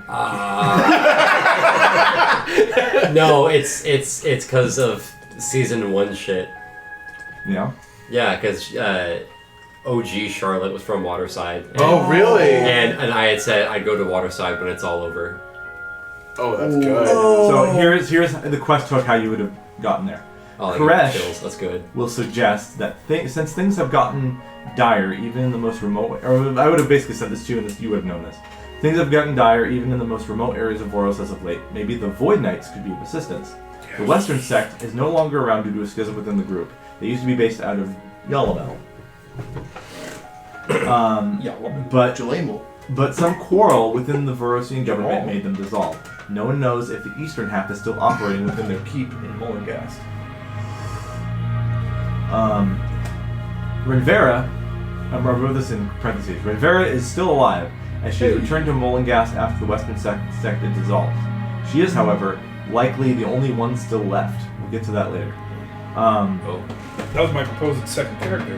The party will likely stop in Vinsk on the way, because you guys are like here, and you have to go up there. So it's likely you guys will stop and walk away. Assuming that we didn't have fucking Windwalk. Well, this was written before that. Right. Before you guys got that. Would have been there in like 3 minutes. I mean, we would have stopped. He probably would have wanted to stop at the fucking castle we have. I wanted to go to Bertle. Yeah. That's where the very first session, and that was when it was just a one-shot. And then this is the town that started all of Voros. I drew out from here. Yep. That's where Koresh's life is. So the idea was in Larka or Vince, doesn't matter, wherever you're passing through. In night there will be Warforged assassins sent after the party. They will have the contingency spell cast on them, so when they die, certain magical effects are set off, like a fireball or few blind, etc. Double check how the contingency spells work, Ryan. There will be a falcon coin on one of the bodies that does launch away, stating when like a fireball like launches the body into pieces, staying intact when they detonate from a fireball. If this fight happens, I don't know, I died. if this fight happens within an inn being used for the night, the it catches fire and is badly damaged. Which is what probably would have happened knowing our luck. Yeah. No, we can't. We Vince, slept in the fucking stop. places. The Oh, you're right. Vinsk, the Pale, have a sect. The Prince of the Pale Sun.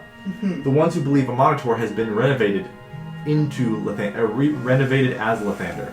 They are known as the New Dawn, and that since the god of the sun is now the god of the morning, but essentially the same being, celebrating newness and rebirth is part of their tenets now. Out with the old, in with the new. This philosophy will cause a little bit of friction within Kalangar, as certain things are still, to be determined, will be threatened by them. Maybe some things related to the heralds of old, or historical keep of Cloran, maybe the leadership of the city, Francis Whitecourt is his name, in Vinsk, or other smaller things like ancient buildings or policies they wish to update. Basically, they are basically all okay with screwing tradition and embracing the new age. They are progressive to a violent fault, is what I wrote, is the idea of like their philosophy. Something involving the chalice of a Monitor as a side quest if the party wants to help the New Dawn. Maybe something about the chalice holds the blood of Saint Vital within. It's actually pure liquid sunlight, a substance that heals a creature or fully removes unholy properties from them. Will be essential for Safnoa to destroy the Unseelie sword if he wants to. Damn. Known as the Naui Beatragadai. The liquid sun mixed with waters from the astral sea, which actually isn't waters, because the astral sea doesn't have water, but that's what they think it is. And someone who knows how to piece it all together, like... Is it Phasrus? No, it's different. Okay. Whoa, we'll get to that. Please. Fucking guys! We'll get there. So I'm going to read it as it's written. I'm not going to cut this out for you, Evie. Someone who would figure out how to combine the sunlight thing with this astral waters stuff. So I wrote, someone who knows how to piece it all together. Soralta II, a.k.a. Lolth, would. I'll get to that. Oh. Excuse me, sir. I don't know yet. Huh? It's new to me. Do you remember Soralta? I'm In the Eris one-shot with the snowy land? yeah, that bitch. Yeah. Yeah. She's not dead. Oh man, we were It's hard. Well, there were It's many bitches in that one shot. Which one are you? It was the final boss, the Final ice boss. elf bitch. Yeah. We worked hard It for was that like fight, after too. season 2. No, I before remember season that, three. but there was. Yeah, it was the final boss. It was it was final Anyways, boss that one. Stadial has a Bard College founded by Luke Rockhold, which is Hey! Stadial's over. Where is Stadial? My guy. Right here. Concert. Founder was demonized by the college. The founder was demonized by the college staff, students, and even the general populace for his terrorist association years ago. Makes Was this sense. supposed to be like a? Never mind. Any mention of Luke Rockhold in a positive light is seen as sacrilege or deeply concerning. Yeah, Jeez. that makes sense. I mean, it's like going to college and be like, this not college is a what I'm fan of by Osama bin Laden. Yeah. Not cool. Was this supposed to be like a This round? college is great, but like we don't talk about the other It stuff. wouldn't Yeah. use his. It wouldn't use his fake name. It would use his real name. This is what I had in mind. I was going to talk to you about when we got there. It's how we were going to flesh it out. Was it supposed to be like a round tour of like all the old places we visited? We in could've. season one? If you wanted to. We have Windwalk, so you can just zoom around. Many of the staff are his descendants, but have recently been shamed or ran out of the college.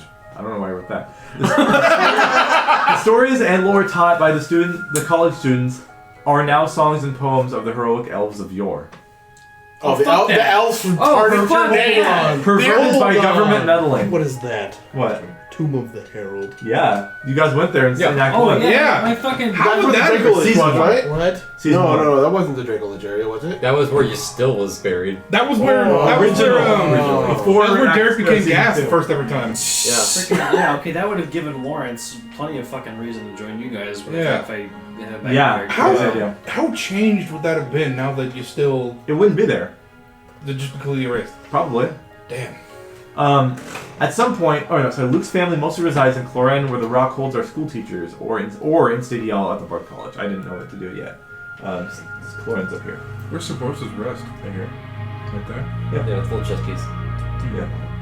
At some point, when the party is back at the castle in Cloran, which is an older Zalith will be possessed temporarily No! by Soralta II, aka Wolf, Fuck you! I hate her so much! and will steer the party towards her in Von Drill. Oh shit. Explain.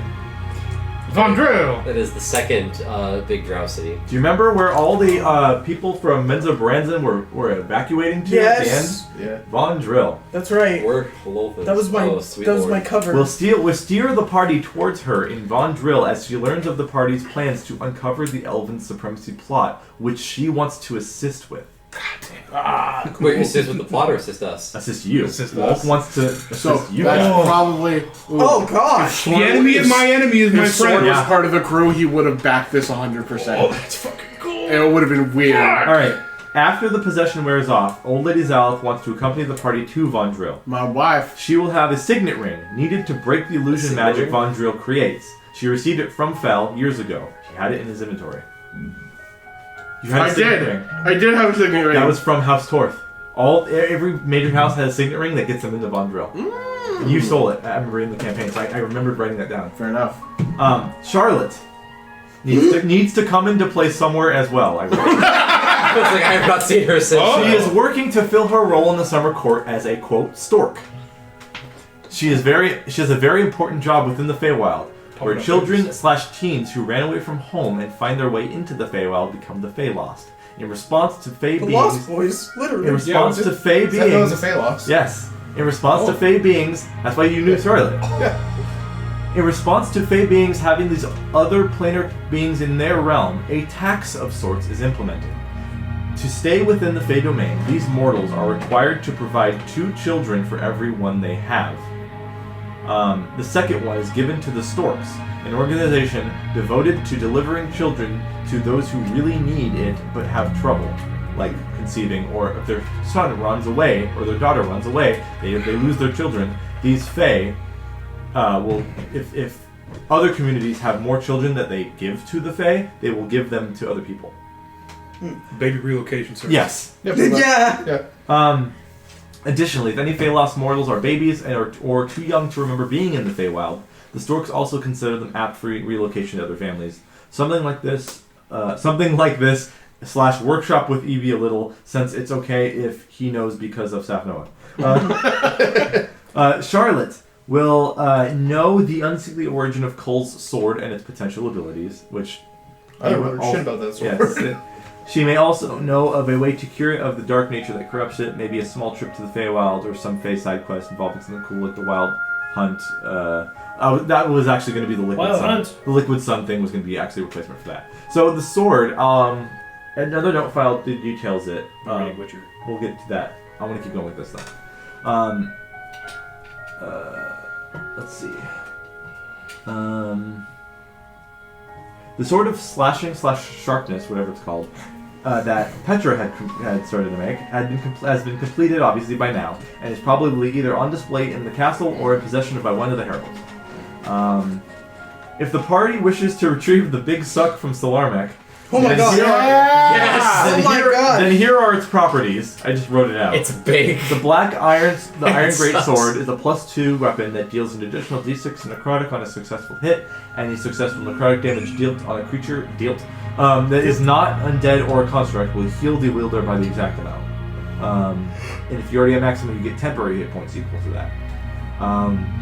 The players will meet up with the Minotaur Arlo and Heth at some point Yeah! Oh, yeah! in Kalangar. Good boy. The players will have to get to Farron somehow. The easiest way will be likely sailing from Sir Kenzir We're flying. to Oakshire, which is actually right here. What do you mean? And We'd go to Kolga.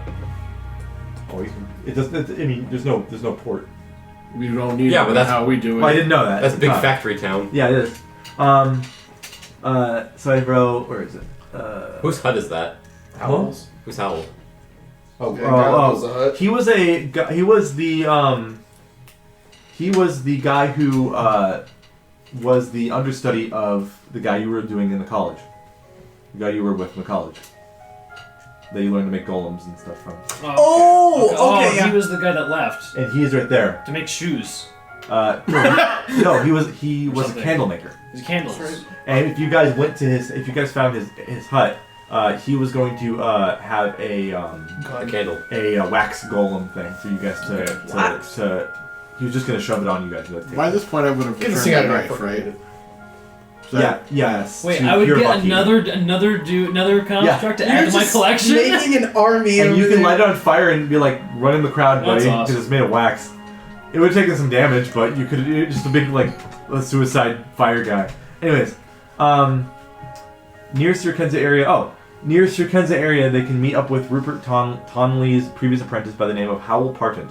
He has a few wax golems with him. Maybe he can do something to buff the abilities of Smelting Ball's golem making, or give him a golem. That's what I wrote. Either Sirkenza or Cloren, there will be an encounter with the Wild Hunt. This is before what happened with the Wild Hunt They happened. chased me down and I ran away. I wrote the collection of Fae are hunting down Seth Noah for cutting his connection with the Summer Queen Titania before finishing his mission and horribly Wasn't my fault, I fucking died. offending her in the process. I fucking died. The exact moment it happened, she was hosting. That doesn't matter. So, here, the exact moment it happened when your connection was severed, she was hosting a party with the Sealy Court, and her beautiful dress lost all of its color as she felt the cord get severed between them. This embarrassed her in front of her court. Oh, that makes so much fucking sense. The punishment is equivalent to a broken promise broken thrice, meaning Seth Noah must either give his true name to the whims of the Sealy Court of Midsommar, or forgive his mortality through a painful death. Okay. Well, good news, I got that, because I got to cut my fucking head off. The Wildmen Yeah. are a conglomerate of kill-for-hire Fae that don't align themselves with any court. They are headed by Cernunnos, and an unaligned, powerful Fae. His hunt takes contracts from anyone who will pay them, either coin, items, stories, or emotions. After payment has been secured, he arranges a team to track down individuals needed. That was the to dude be who rode up, right? He never found us. Oh, Seth Noah left before I knew they were did. coming. They were on the way. I knew they were coming, so I left. we were at the little island. We were at a spring. That Unseelie Fae told us, Yeah. hey, the Wild Hunt's coming for you guys. Yeah. I was like, I gotta get the fuck out of here. They That's will why I come left. at night while the party rests. This is the original idea. And they can only be perceived at night. You can't see them in the day. They're invisible in the day. Big fact. If magic is helping the party rest through like an oasis or tiny hut, then the Wild Hunt will just dispel it. Yep. The hunting party consists of Cernunnos is like a minor god. yeah. The Wild Hunt will dispel it. The hunting party consists of Lucy, which is how you say Lucy in Welsh. Lucy. She is a high Fae noble, the one leading the pack. Her orders are to arrange the hunting party within the collective Wild Hunt and get Seth Noah to comply by giving away his true name or to be put to the sword. She also has 5 Fae kind guards. They're called. They're not very kind. They have 1 high Fae They use magus. hammers in the And parking lot. the 6 high Fae are all mounted by Fae-touched nightmares. They are Fae nightmares, Fae-mares. but they're Fae creatures instead of fiend. They are basically what a nightmare looks like, but is stripped of all its flesh and is glowing green. That's creepy. And they have like kelp on, almost like a kelpie. They have like seaweed looks on. like some weird Knuckle-y stuff. Kind Yeah. of. And they also have 3 Yeth hounds, which are these dog things that scream. Journey through Farron. Just huskies. Upon setting foot in Farron, they will be nudged towards Waterside through the story, where the festival of the Farron Sapphire is held. Some shenanigans ensue, when the party will likely move up north the coast towards Mollengast and deal with what is there left of the Void Knights. That's the kind of the overview. And then the party will go towards the Remnant Tundra up to Vondril. That's like the overview of that part. This part. On their way there, a few stops will be along the way. One is rumors of more snow orc activity near. Where is it? Here. Which is near Yevona or Yevona, whatever. They're coming from the north. From the north. Yeah, it seems a pack of them had sailed from the Collide over here and have continued the war that they had started. Keep going. They never No, stop. they're the embodiment of you didn't win. But it's that one Japanese guy that refused to surrender for like 40 years. He's like, no, I refuse. This chief will be revealed to be Kull's father. His name That's is an asshole. Zaltham. He is much smarter and strategic, speaking common tongue and actually wanting to hold conversation with his son. This is written when Kull was going to be... Not dust. Not dust. Not dust. Quote, the war machine who got away. Like, you would It's a cool title. yeah. Zaltham's goals, along with his gang, are to destroy the elves, since Vizeron was a lie, and he was a lie, because he was trying to Pretend to be a god. pretend to be a false god, yeah, or he was a false god. made them abandon their old pantheon for a singular god. He swears to kill as many innocent elves as he needs to until he can cut through their leadership. Quote, the cunning elves conquered this land from the Vor, and we aim to have our time of peace and prosperity too. They pushed out those they deemed and still deem barbaric. My aims are to pierce a hole in the elven leadership, nurture what Vor population remains, which is weird to say from an orc, and to redeem every single species the elf deemed too monstrous and unfit for civilization. Damn. This, of course, includes the dragons, who have suffered the most out of any of us. Goblins, kobolds, myconids, orcs, everything. Everyone would be set free from harsh climates they were pushed towards, free from subjugation, and free from elven rule, pure utopia. Which is, it could be flawed, but that's how he sees it. Yeah. The old gods are either cackling at our foolishness or furious at our betrayal. My kin abandoned the faith for some false idol elven puppet. How dare they claim Yurtrus as he? We would have all been played by them, but not anymore. My boys and I believe in the old gods. Luthik, Ilnaval, Grumsh. They know we all believe. I will not stop until either the fringes of Voros see redemption from their oppressors, or I get the warrior's death that I well deserve for my actions. Either way, I receive glory from them, my gods. Either way, when my spirit leaves this place, I will be joining them in splendor, and either way, I win. I will only ask this once: are all of you with me or against me? Is the roleplay idea I had. Cole's answer would have been, I don't know. I don't know if that would have changed up the story until then, if that would apply. I'll give him the warrior's death. That's fair. Back to Act 3 real quick. Sure. Would I have been able to, like, turn the Sakamori good? Not really, because they're all psionically linked, so they're all being Okay. mind controlled by something, basically. oh, so it's like a collective hive mind. Yeah. Because that would have tried. Vlad would have tried to do I that. totally would have tried, yeah. Yeah, and after this fight, the Stonework threat to Voros is officially extinguished, finally. The players should be pushed towards Waterside for the fake festival set piece, and maybe do some research into something, or mulling with some nobility for information if they want. Amarok can learn of a werebear colony in the Revenant Tundra documented by explorers. The book describes them as savage and unintelligent, cursed peoples that dwell in caves. And Well, that sounds like it was written by elves. yeah, and it is a lead on Dilton. So the whole thing about this festival. Actually, I'll get to it. Lapis would have told me that she's been trying to find him or something. Lazuli and Vilton were together for a while, but they split up like a few weeks after the Brotherhood fell Okay, so what would she have asked of me? to find Vilton. That would have been tough, And because we still didn't solve anything involving fucking Aurelia. yeah, I don't know what to say about Aurelia, honestly. I mean, it fell. She probably would have gone with You. So She would have died again. at the Yes. time, Well, she was a soul coin. yeah, she was a soul coin, Oh right, yeah, I forgot about that. and Yeah, Yeah. that was not planned. and because of that, and him knowing how, or at least having a mild information of how soul coins work, he did not want to ask her a question, because asking her a question burns a part of her soul permanently. Yeah. And he didn't want to release her because he would have tried to leave. So here's the thing about taking their souls out of the coins that I think you wanted to try to do. Yeah. We were going to do after the dungeon. It says specifically they have to be willing. Yeah. And Aurelia is no longer willing because she feels like a burden every time she's alive. Oh. Makes sense. Which arguably It's fucked up, I Amara get it. would have agreed with. Yeah. Yep. Yeah. That was the idea I had in my head. That would have been sad. Yep. Which, A good drama moment, though. yeah, freaking, I was going to have a whole sit down with you. Amarok wouldn't have listened. He was actively avoiding you guys and the topic about reviving Aurelia for that purpose. Alright. He would not have brought her back. So, Oh. Yeah. Oh. Because he was in the mindset that if he loses her again, he's going to lose himself.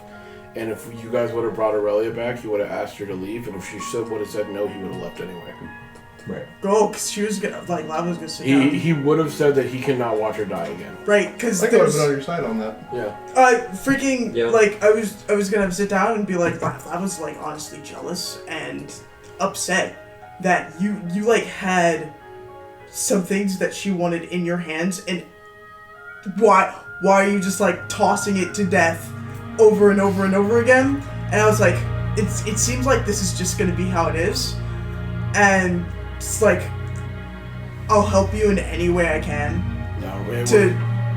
If you want to bring her back. No, he was in the mindset of. I would have argued with you for days on that. He was gonna. It was Adagio's. Oh no! Well, after everything that happened with Safno and Adagio, I didn't have a chance to explore it a ton.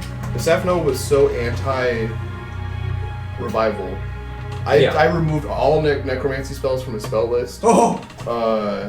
If we had tried to revivify anybody, it would have been like I would have left the room. Like I had plans for how he was going to handle anything that had to do with bringing people back to life, because he was brought back against his will, effectively, or without his say.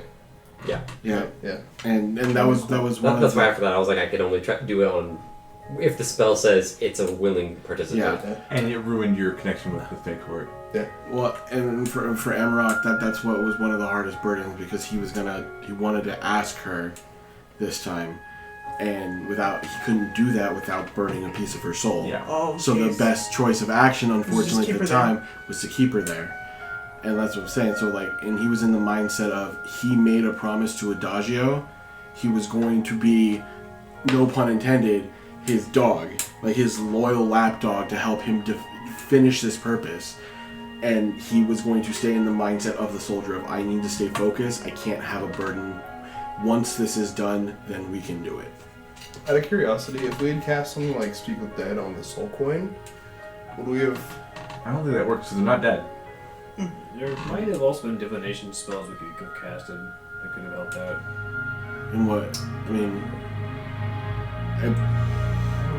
either way, he wasn't letting anybody get close to the coin. Because, yeah, you had mentioned that I should talk to Amarok after the dungeon. Yeah. And I was like, yeah, that's probably for the best, but... I was like, Adagio's not in a place to, calm him down a little bit. Because, Adagio's getting more and more pissed off at shit going on around him. Yeah. Yeah, and freaking... And, I told Ryan, I was like, if this thing with the tribe doesn't work, that's it. Adagio's gone. Lav... Adagio's now, secondary antagonist NPC. Right. was trying so hard to get you out. Because it was like, you have something here that I lost due to time and things. I'm actually stuck in this. You're choosing to be here. Amarok tried to leave. In the darkness. I was born in the Amarok tried to leave 3 times. Yeah. And he was Aurelia wanted to stay or something like that? Before Aurelia got her memory back. Yeah. Another time was, it was before she got her memory back, then after she got her memory back. And then I think the first time that we brought her back, he talked to her about leaving, and every time she said no.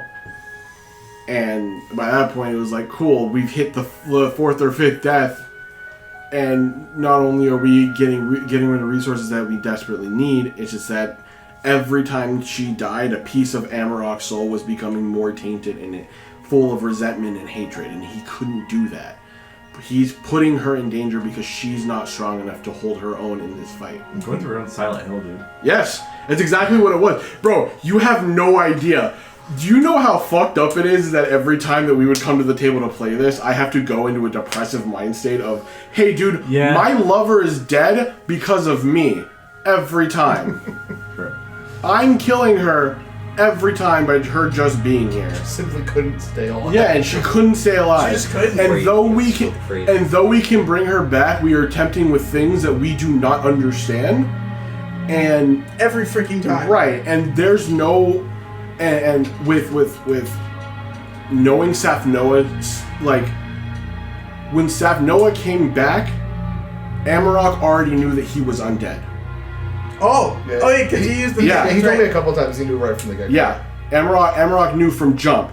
And so when that happened, he's like, if we do this too much, something bigger than what we're dealing with on this plane is going to come for us. So I want to say that was the second time that I died, too. Yeah. Alright, let's move on. So yeah, it was either she comes back and he leaves with her, or if she comes back, he'd leave regardless. Alright. And then someone would have found you guys. You probably make your way through Waterside. In that city, here's the notes I have. There is a well-known family known as the Giltquin family in Waterside. Their granddaughter of the 2 main heads of mommy and daddy Gilquin. Their granddaughter is known as Fithana and was a member of the 3 adventurers that were sent to Kalgar in season 1. She was charmed by the Oni and Fool's Bliss, like, whatever. Oh, jeez. The family is known for being astute scholars and scribes, forging tomes and teaching about the gods, history, civilization, math, language. For a fee, the players can attend the Waterside University of Education, and for 3 months in-game and get a... Not again. I know. Their wisdom and intelligence skills will both increase by 2 points each. I'm out of 2. Yeah. Yeah. The Nature Boy sophomore year. Cue sitcom music. Let's see.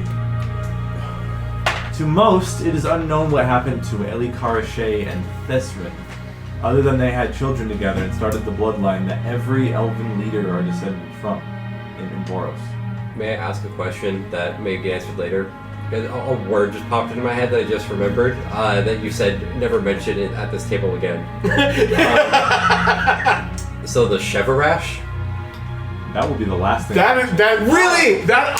Did you see that? That was He sad. opened up his eyes slowly when you mentioned that name. Is that is that something that I'd mentioned as Koresh years ago?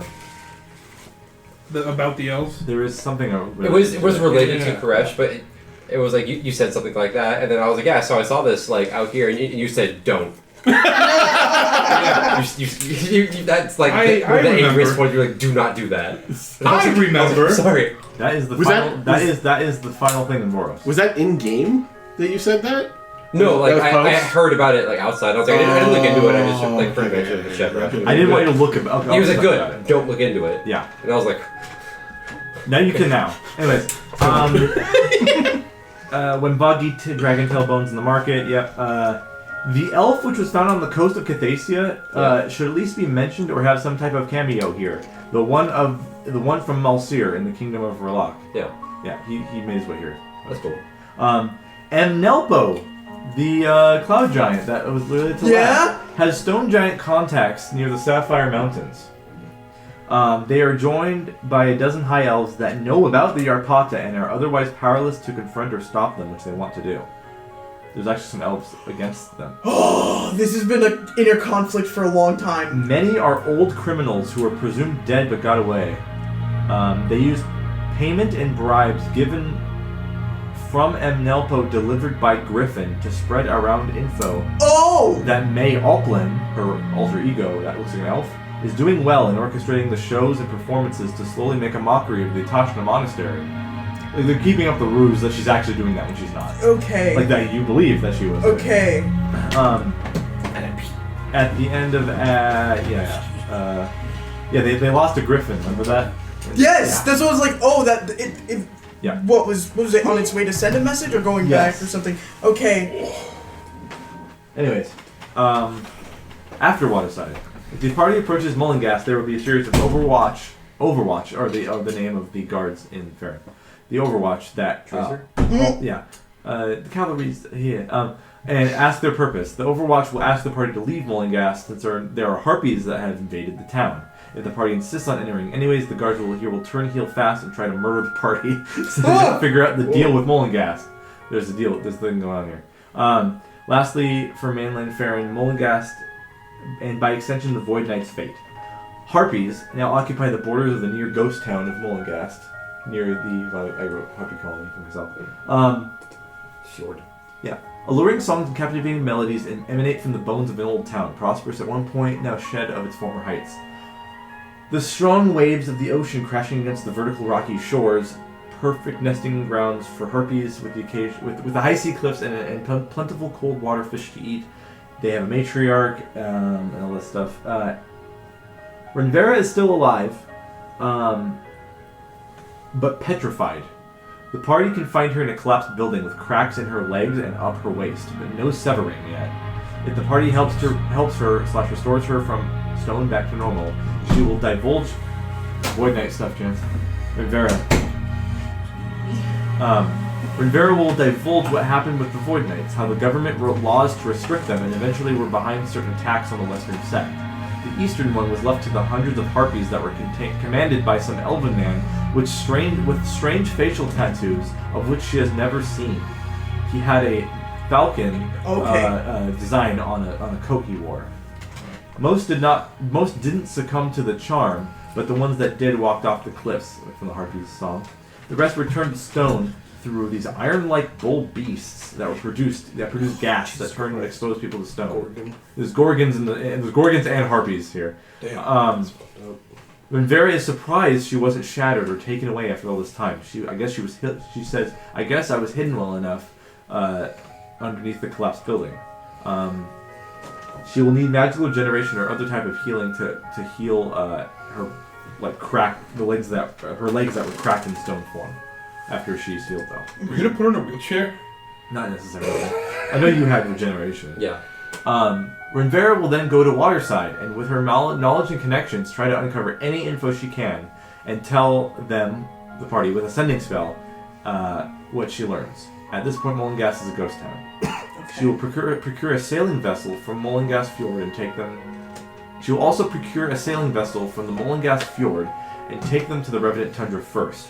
Where exactly the party needs to go, where exactly the party needs to go, maybe could have been found in Waterside earlier, or Vondriel could have been given during the possession of Salith at the castle.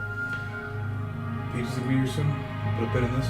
It's gonna be delivered here. Yeah. Do we want to take a break for now, then, or How much more do you think we have? can we just eat while we do this? Yeah, Yeah, let's see what happens. Yeah, why not? Well, Peaches and Weir soon as well. We literally just could get it and put it down. And, Yeah, it's probably borrow for something afterwards. Yeah, no, I'm down. So I got it. let's see. I thought we were gonna do Organ Trail. We can do all of it. It's a good time. Yeah, we got that. Maybe the water. Okay, yeah, the waters.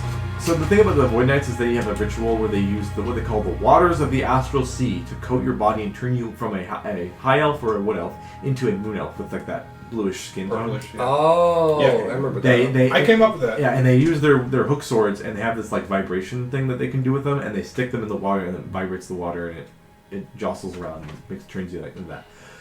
What these waters of the astral sea actually is they don't understand what the astral sea actually is, and it's not an actual sea of water. What it actually is the liquid in that giant body of water called Thallus. Ooh, okay. In the big thing of the sphere. So how does it get all the way here? Through magic. Ah. The reason, where is it? This place is called Thallus is related to Okay. It was named after that celestial body in the solar system. That makes We'll get to that in a second. When Vera is in Waterside, she will alert the party of a flying airship moving above the waters south of Waterside in the Sorcerer's Sea. She says it's going in an easterly direction. Townspeople in Waterside can also see it and are confused, and some are even scared. When Vera does not understand what it is doing or where it could be going specifically. That'll come to play there. The Revenant Tundra is next. These are like, I don't have all the super details like I did with Act 3 because this was a little far off. On the way to Vondriel and experiencing illusion magic, it emanates when they are close. They need to use the Drow Matron Signet Ring to see the Citadel. Pete's here. Okay. Let's go get it real quick. Do you guys need help? I don't know. We should get some plates though. Yeah, I told him to get some. Oh, they have plates there? Yeah. You okay? I thought we were just All right, now that the DM's gone. Stuff. I didn't realize there'd be stuff going on. I very much completely forgot about this. The pizza break talk. I'll keep the 6 inches thing in. At the boys' bit. That could be, yeah. Anyways. Alright, let's finish it up. Hey, Fucking love that. What? same thing. Oh, hi. How you doing? The players will have to deal with Vondriel and the Revenant Tundra. They will find Seralta again. Well, I don't think anyone in the party had met her. But the Eris party did. That one shot. But this time it's the body that is possessed by Lolth being used as her avatar. The idea of breaking into Zeros's pearlescent palace using the sapphire and the gate will be the idea of breaking into Zeros's pearlescent palace and using the sapphire and the gate, the portal gate, will be given by her to the party. The idea. So the OG quest comes back. Kinda, yeah. Because the Fair and Sapphire celebration was going to be held in Waterside when you got there, but it was fake. the actual sapphire was a fake. It never was found. And they only say that to make it seem like they know what the fuck they're doing. The elves. I wrote this. Back in Fa'ash-Dur, the heralds saw a map carved into a pillar wall, which, Silbros's shit, which depicted the old capitals being highlighted and corresponding to different teleportation gates. It told you the map of it. The map was slightly wrong on purpose, built by the dragons. The map was made for the conquering elves when they requested it, during the time they were falsely fostering peace.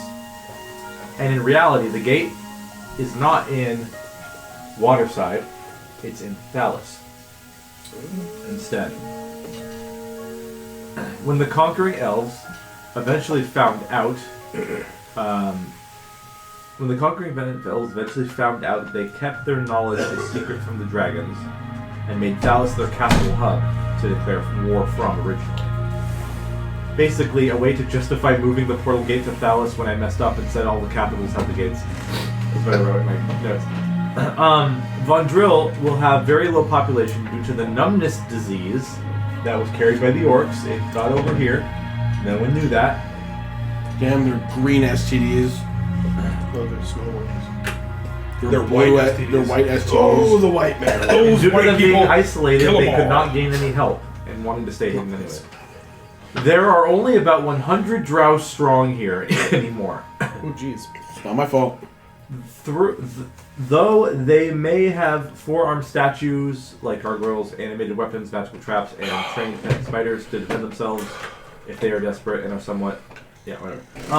Vondril could either have... I guess I didn't know it. I had either have, so...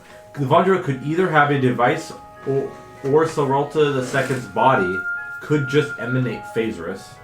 Oh shit. She is the only thing stopping the elves or anyone else from teleporting around. Oh. As the gas enters the atmosphere from Vondril and spreads out to cover the nation from above. So her fart gas stops Oh, the dude, I elves would have from been doing thriving in this That's town. like, it's Lolthscape. So, Yeah. the thing Second would have been high as shit. remember those two voices you were hearing? Yeah. Oh, was one of them Phaserus? One of them was Lol. fucking knew I knew that, yeah. Seek my game. And I would have been like, okay, here I come. Shit, I guess. That You Phaserus got the was Phaserus in there? yeah, that Phaserus was gesturing towards you like the smell of the pie. Yeah, it was. And you know what? I was floating like a Wait. hole. So there was a lot of phasers in the Underdark. Mm-hmm. So was there an avatar of her there as well? Wasn't it coming out of like a door? Well, anything related to the Abyss had phasers coming out of it. All right, So, makes sense. And What was on the other side of that door? a portal to the Abyss. because Sure. she kicked all the demon princes Right. out so that she can hold her shit down in the Abyss. And then her fart gas just traveled into the And I Underdark. was huffing that shit like fucking off. It turned you blue. Alright, And it a lot. alright. You were buying your Egro fart gas. This is what it is, man. I don't know what to tell you. My premium wall fart gas. Here's even some more lore here. It was the original body of Saralta that emanated Phaserus when she was banished and gave herself to Lolth from the in the harsh northern environment. This feature stopped, however, when her body died and froze. But when Lolth was kicked out of the Abyss by the Demon Lords, Lolth Saralta II kept emanating it to still keep up the torment of the elves not being able to teleport themselves around Voros. Oh. It was trapped. You're in there. You're in here with me. Yeah. Kind of thing. And they also can't teleport back to the Western continent to tell you where they originally were from. Dang, Hey. Wolf kind of based, maybe? Kinda. Maybe. She got the wand of Orcus. Yes. Okay. Saralta II still lives because of the Night Hag encountered in the Hoarfrost Regency Eris one-shot. The hag made a clone body of the original from her hair, and this Night Hag has been a servant of Lolth and did this as a contingency for if her plan to take over the Demon Lords failed in the future, which it did in Season 2. The body clone was inhabited when Lolth was kicked out of her stolen demonic domain at the end of Season 2. This hag got away hundreds of years ago in the Eris one-shot and still causing trouble. You actually killed her earlier. Yeah. In Avi and Lorne. Remember the hag? Yeah. That made you die? Yeah, she did. She killed me good. Yeah, that was the same hag. She got sweet revenge then. Which explains why that was during where we found out that the wand of Orcus was like gone or whatever. Yeah. We found out that Lolth was on the prime material. Yeah. That would, yeah. Yep. Okay, makes a lot of sense. It's all Um, together. Rip me. Soralta the Second, also low, wants the hag dead since the hag, her dead, since the hag feels like Soralta the Second owes her one, but Soralta the Second feels as if a lowly hag should make demands of a god, and will task the party in doing so and finding and kill her. But you already did. Oh yeah. Let's go. Soralta II also houses the Wand of Orcus and is keeping it in a secure container in order to get back at Orcus, and keeps him from getting it back. It will seek to tempt Adagio while he is here, since he's familiar with it and it's familiar with him. The marks on his eyes will glow and do you still have those marks on your eyes? No, they were Give gone. them up and bring back. Yeah, well, I didn't know. At the point of writing this, the marks on his eyes would have glowed and seared with great pain. The pain will only stop if he takes the wand. Cataract! Oh, I'm glad you got rid of that. I kept our little Fey gift that let us like automatically succeed a check, just in case I ever got the Wand of Orcus. Oh, that's smart. Within 10 miles of the wand, you feel it. Whoa. Soralta II will tell the players that... Wait, so would I have still had those marks in my eyes had I not brought Safno back? Yeah. And I would have become like that. Yeah. Evil. That thing. Yeah. That thing, yeah. What thing? Damn. What thing? What thing? You can say it now. We're at the table for it. Oh yeah. Or do you want to save that for something later down the line? The woman? Yeah. He had a yeah. choice to make when you died. Yeah. I was there. Yeah, the He asked me for advice, and I said, "Fuck you." the old necromancer. I want to know. Will you show me? I need to know about these strangers, like you. I'll do it at the end. We can do inter-party questions at the end. Okay. So basically, Soralta gives the party a quest, aka Lolth, which is weird to say, to infiltrate the Pearlescent Palace in Oh God. Zerosos. Oh God. Thank God for Windwalk. am I Using right? the gate in Thalos mixed because there's teleportation gate Gate in in the Thalos. city, but it's actually not in Waterside here, it's Thalos, and you have to put in the Fair and Sapphire because each one has a gem. Put in the Fair and Sapphire in the gate in Thalos, and you just walk through the Pearlescent Palace. That's how you get in. So they wanted us. She wants us to infiltrate the. Isn't Zerosos the capital? Yeah.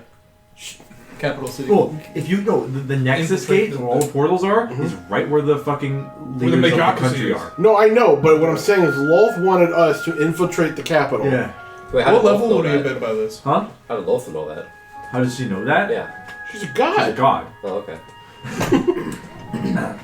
Pretty reasonable. Soralta Magic. II will tell the players that to break into the palace illegally using the portal gate in Thalos, they must get the sapphire from Quomaelokoth. Huh? She will request that the players do not kill the dragon if they can avoid it, as another of Vor kind need not still suffer from the elves' massacre long ago. They took my dragon and raised it. Killing it will only serve the enemy, as it will weaken their now minuscule influence of their original home. Oddly compassionate for a Lolth avatar, I wrote. So asked us not to kill your dragon. If you remember, the Dark Elves in flashbacks They weren't necessarily. weren't evil at all. They were actually against the other two. Yeah, they were like, "Hey, this is uncool." So Ice Cave. Quomaelokoth and his younglings live underneath. So it's actually supposed to be more near the coast, but whatever. Quomaelokoth and his younglings live underneath the ocean water in a frozen coastal ice tunnel, where the ground is dry, but the cold sea floor is above your head. If that makes sense. Yep. At some point, details to be determined, the party could come across a female Behir who absolutely hates Quomaelokoth and wants nothing more than him and his offspring dead. The evil dragon are ruining the ecosystem and this Behir's usual diet. She can't get a thing to eat with the lumbering oaf of a white dragon taking all the good meat for himself and his bratty young. Quomaelokoth and his children will have a request for the party if they are willing to talk to him. They have been hungry for meat lately, and barely anything substantial has come by since they hunted their own food source out of extinction. The request is to grab some goblins from the 3 camps around the Revenant Tundra, each tribe a unique taste, and wants to have a sampler platter for his growing children. So Bianavum, Moldrush, and Bazkaran are all goblin camps. He wants you to take a goblin from each of them and make a charcuterie board for him. Out of curiosity, No. I'm just curious what the party would have said to that. Yeah. I'm probably like, okay. And in response, he would give you the sapphire. So hold on, I forget. So the cave we're going to see Dragon. the dragon that was Fell's dragon. Uh-uh. No, it's a different dragon. It's just a white dragon Oh. with some yellow. Spell dragons in Amarok would have followed whatever Adasha said. I probably just would have been like, I mean, Yeah, why basically not? kill a dragon. Soren would have been like, let's do it. I would have been super on board. He, Sounds goofy, so- he prefers the goblins alive, but dead I and care not for preserved. greenskins, so. He prefers the goblins alive, but dead and preserved as frozen treats also works begrudgingly. If the party also grabs the goblin's precious treasures and hands it to the dragon to add to his hoard, he says he'll reward them greatly with anything. One other item choice in his hoard. Why did I write it like that? Anyway, you can choose an item from his hoard if you give him more treasure. If Soralta learns the Kolmalikoth connection to the elves. Oh yeah, that's the thing. Kolmalikoth is actually alive with the elves. It's a dragon. See, now we gotta kill him. If Soralta learns of Kolmalikoth's connection to the elves, other than the coincidental fact that he has the Sapphire and Sapphire, she will no longer be remiss if he has to die. The white dragon known as Kolmalikoth and his children named Pharynixia, Zarzith, and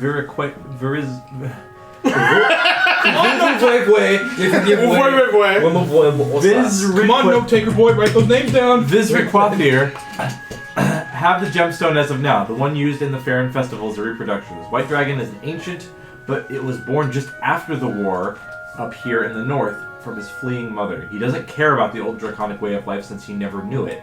He has young ones of his own, eggs from an unknown other white dragon female frozen in ice that he found and hatched. He sees working with the elves as a beneficial arrangement. Keep the real sapphire guarded in his hoard, and in return he is not hunted and gets to share, gets to have some elven servants even in his lair. Yeah, so if you fight him, he has three young white dragons, one ancient, and some elf dudes. Ooh, That was a hard fight. what level would we have been? Probably like 18. That still would have been a hard fight. If an enemy of Kolmalikoth or his children's enemy, so one of the party, is incapacitated and the breath weapon is active or recharged, they can use action to cover instead the target in a body of ice using the range of the breath weapon, expending the use of it as well. This freezes the target in a block of ice, and until the end of the frozen creature's turn, they take one level of exhaustion every turn they're frozen in the ice. Damn. It was an alternate breath weapon idea. If they die to that, they turn into a statue. Yeah. Kolmalikoth's hoard has a horde mimic inside. As well, it will look like 3 dragon eggs in the center of on a pedestal. These are actually egg hunters, which are creatures in Fizbins, disguised as eggs.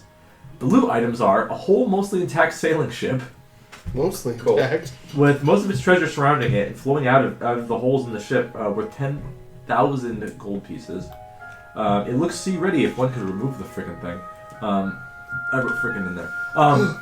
It's 1,000 platinum, 2,000 gold, 3,000 silver, 1,500 copper. 150,000 copper.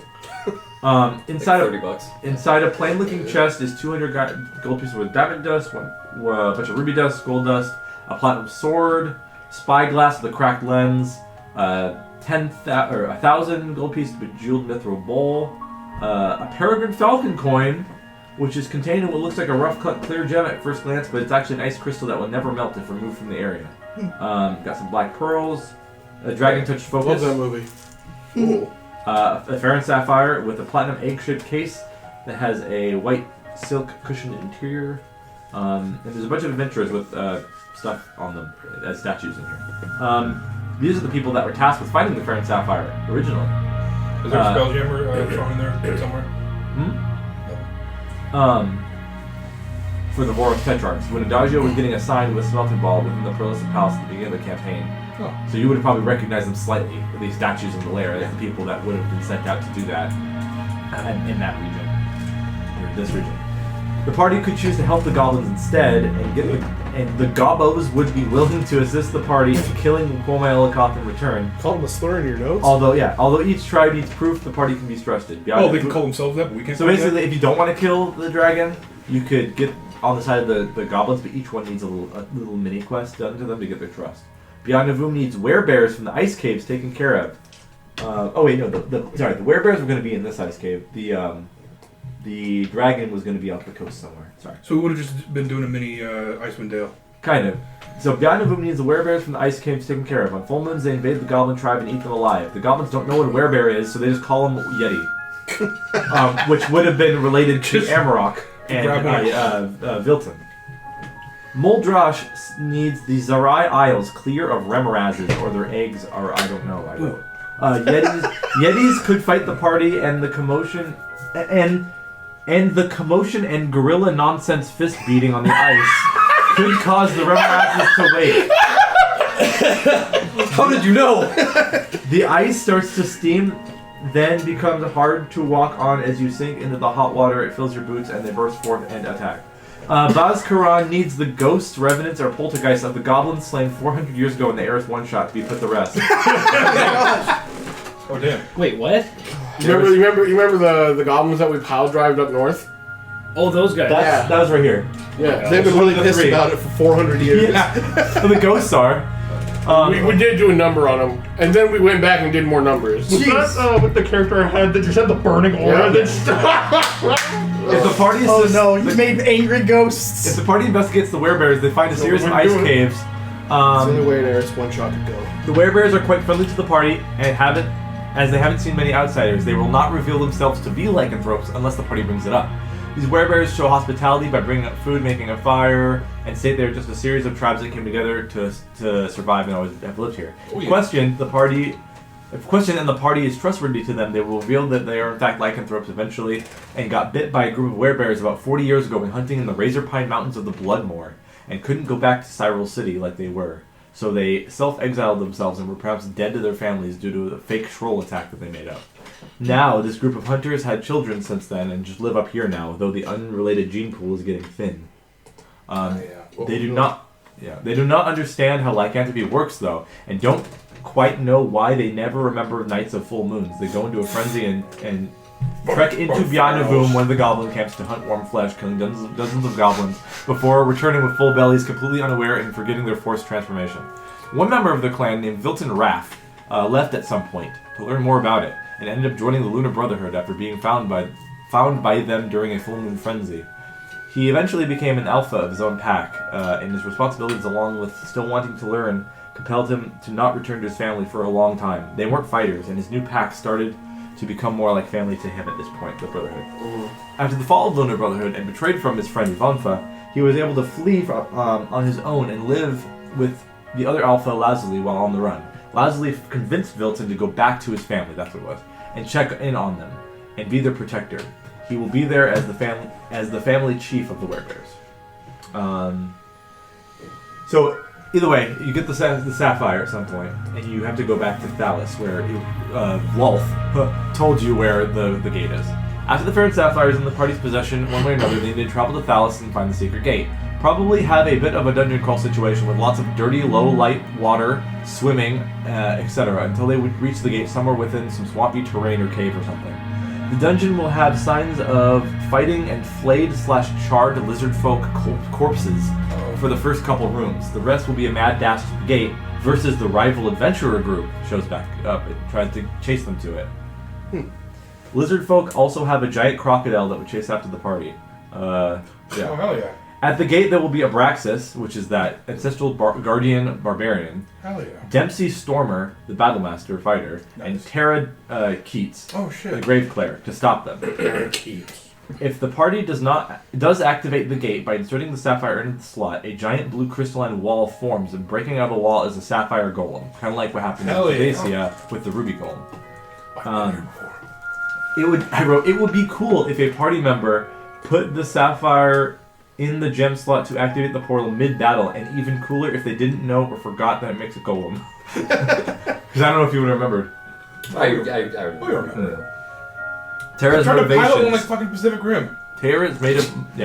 Tara's motivations here need to be an adversary and view the party as stopping her one way to rid herself of her higher flame.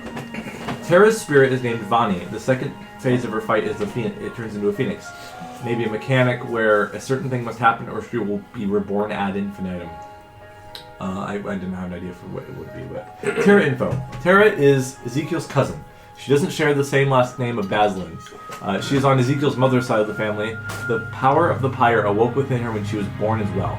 They are the only two blood-related pyres alive at the moment. There are 4 in total: Bartiem's, Mohammed, the Ifrit, Ezekiel, and Terra. Either she is a multi-class grave cleric or wildfire druid, or a grave cleric that adds some abilities like to give her a pyre flavor. Yeah, that's what I was going to do. Terra has been useful to the Yarpata, or the Old Way, since she volunteered to use her pyre abilities for their advanced Warforged project. Can't talk. Terra hates her pyre powers and tries to suppress or hide them whenever she can. She even became a cleric of Leviatar so the deity might bless her and purge the piece of the primordial soul out of her. If worse comes to worse, she could just take her own life, since she can't commit herself... If worse comes to worse, it could take her own life, the pyre ability. Since she can't will herself to commit suicide, Terra helped the Old Way since she assumed it would drain her pyre abilities over time and transfer to the other Warforged, though this has not worked. And she didn't know at the time, and still might not know, which is why she is still on their side and an adversary to the party. Yeah, we're going to get to the advanced Warforged thing in a second. The abilities of a pyre are more like a torch lighting another torch. The original doesn't lose its flame, even though it was used to ignite another. It just keeps creating more, spreading the wildfires without burning itself out. Terra didn't know this. The advanced Warforged that Terra helped fuel have small portions of Megira inside them. God damn.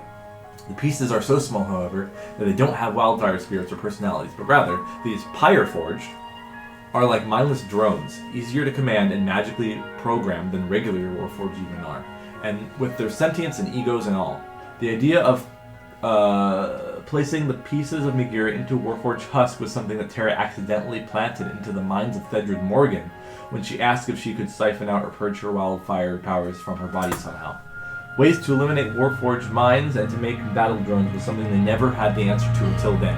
Golems were a solution, however they are costly to make, would rouse more suspicion compared to the established Warforged factories, and take much longer. When the party meets up with the 3 rivals, Terra is under a placebo, maybe through magic, from the Old Way that makes her think that her power is waning and burning out as she wants, though in reality a pyre's abilities can only be extinguished when they die and ignite in a blaze of glory, heat, or smoke. I want to turn down the music just a little more. Okay.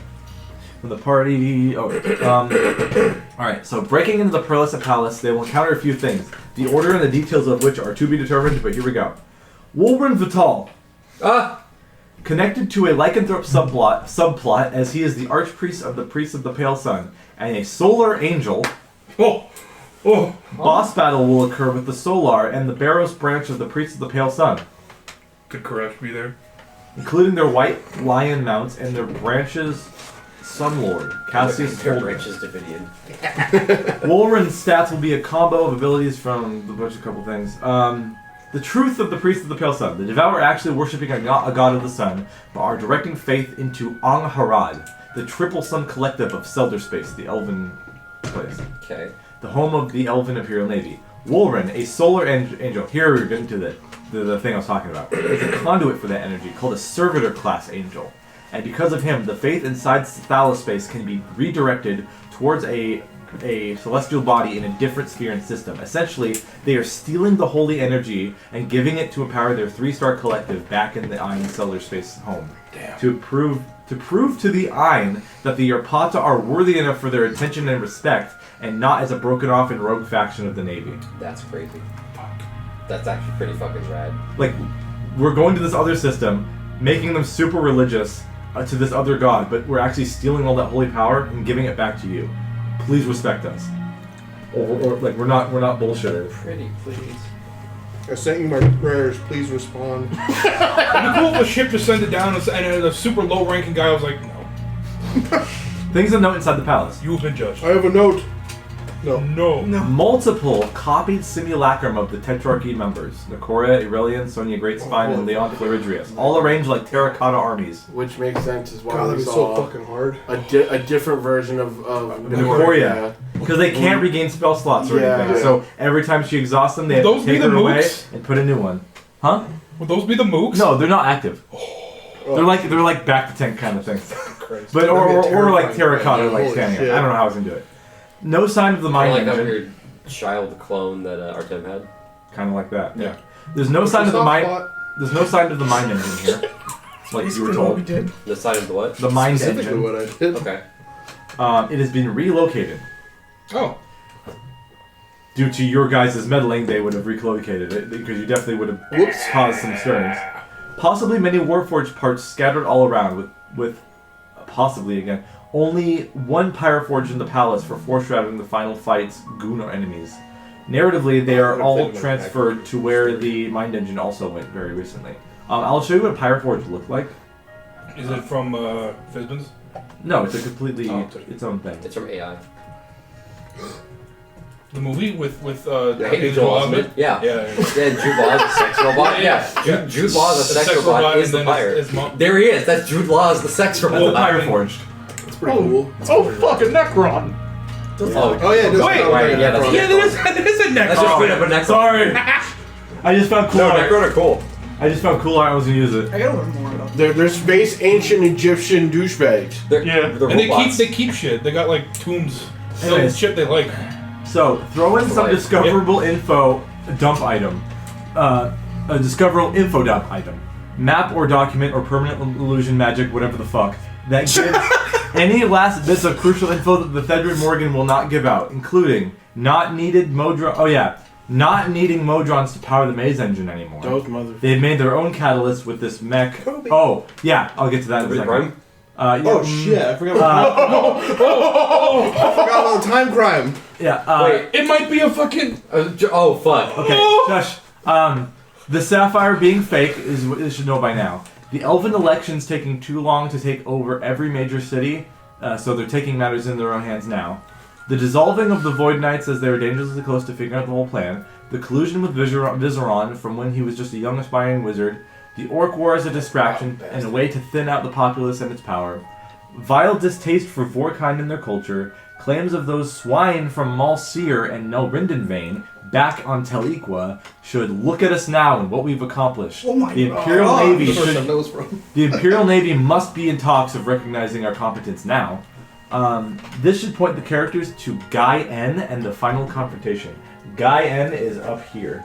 So I'm sorry. What's the That name? was not on the What's the name of the rebel faction that's now trying to? Yarpata, or the old way. So you're telling me the Yarpata are pygmies? yeah. They are. They need to prove to Daddy. Oh lord! Because they got exactly. I'm gonna destroy the livelihoods of millions of people all because I want you to recognize me, senpai. It's one planet out of thousands. I don't give a fuck. It doesn't matter to them. Yeah, that's who gives a shit about one planet. Yeah. Truthfully. Capitalism. Throw in. That's my life. Chili's to go. I care about my life here. From here on out, the party needs to find a way to get to Gaian somehow. It's on to them to figure out how way. The final battle will include some version of this loose idea.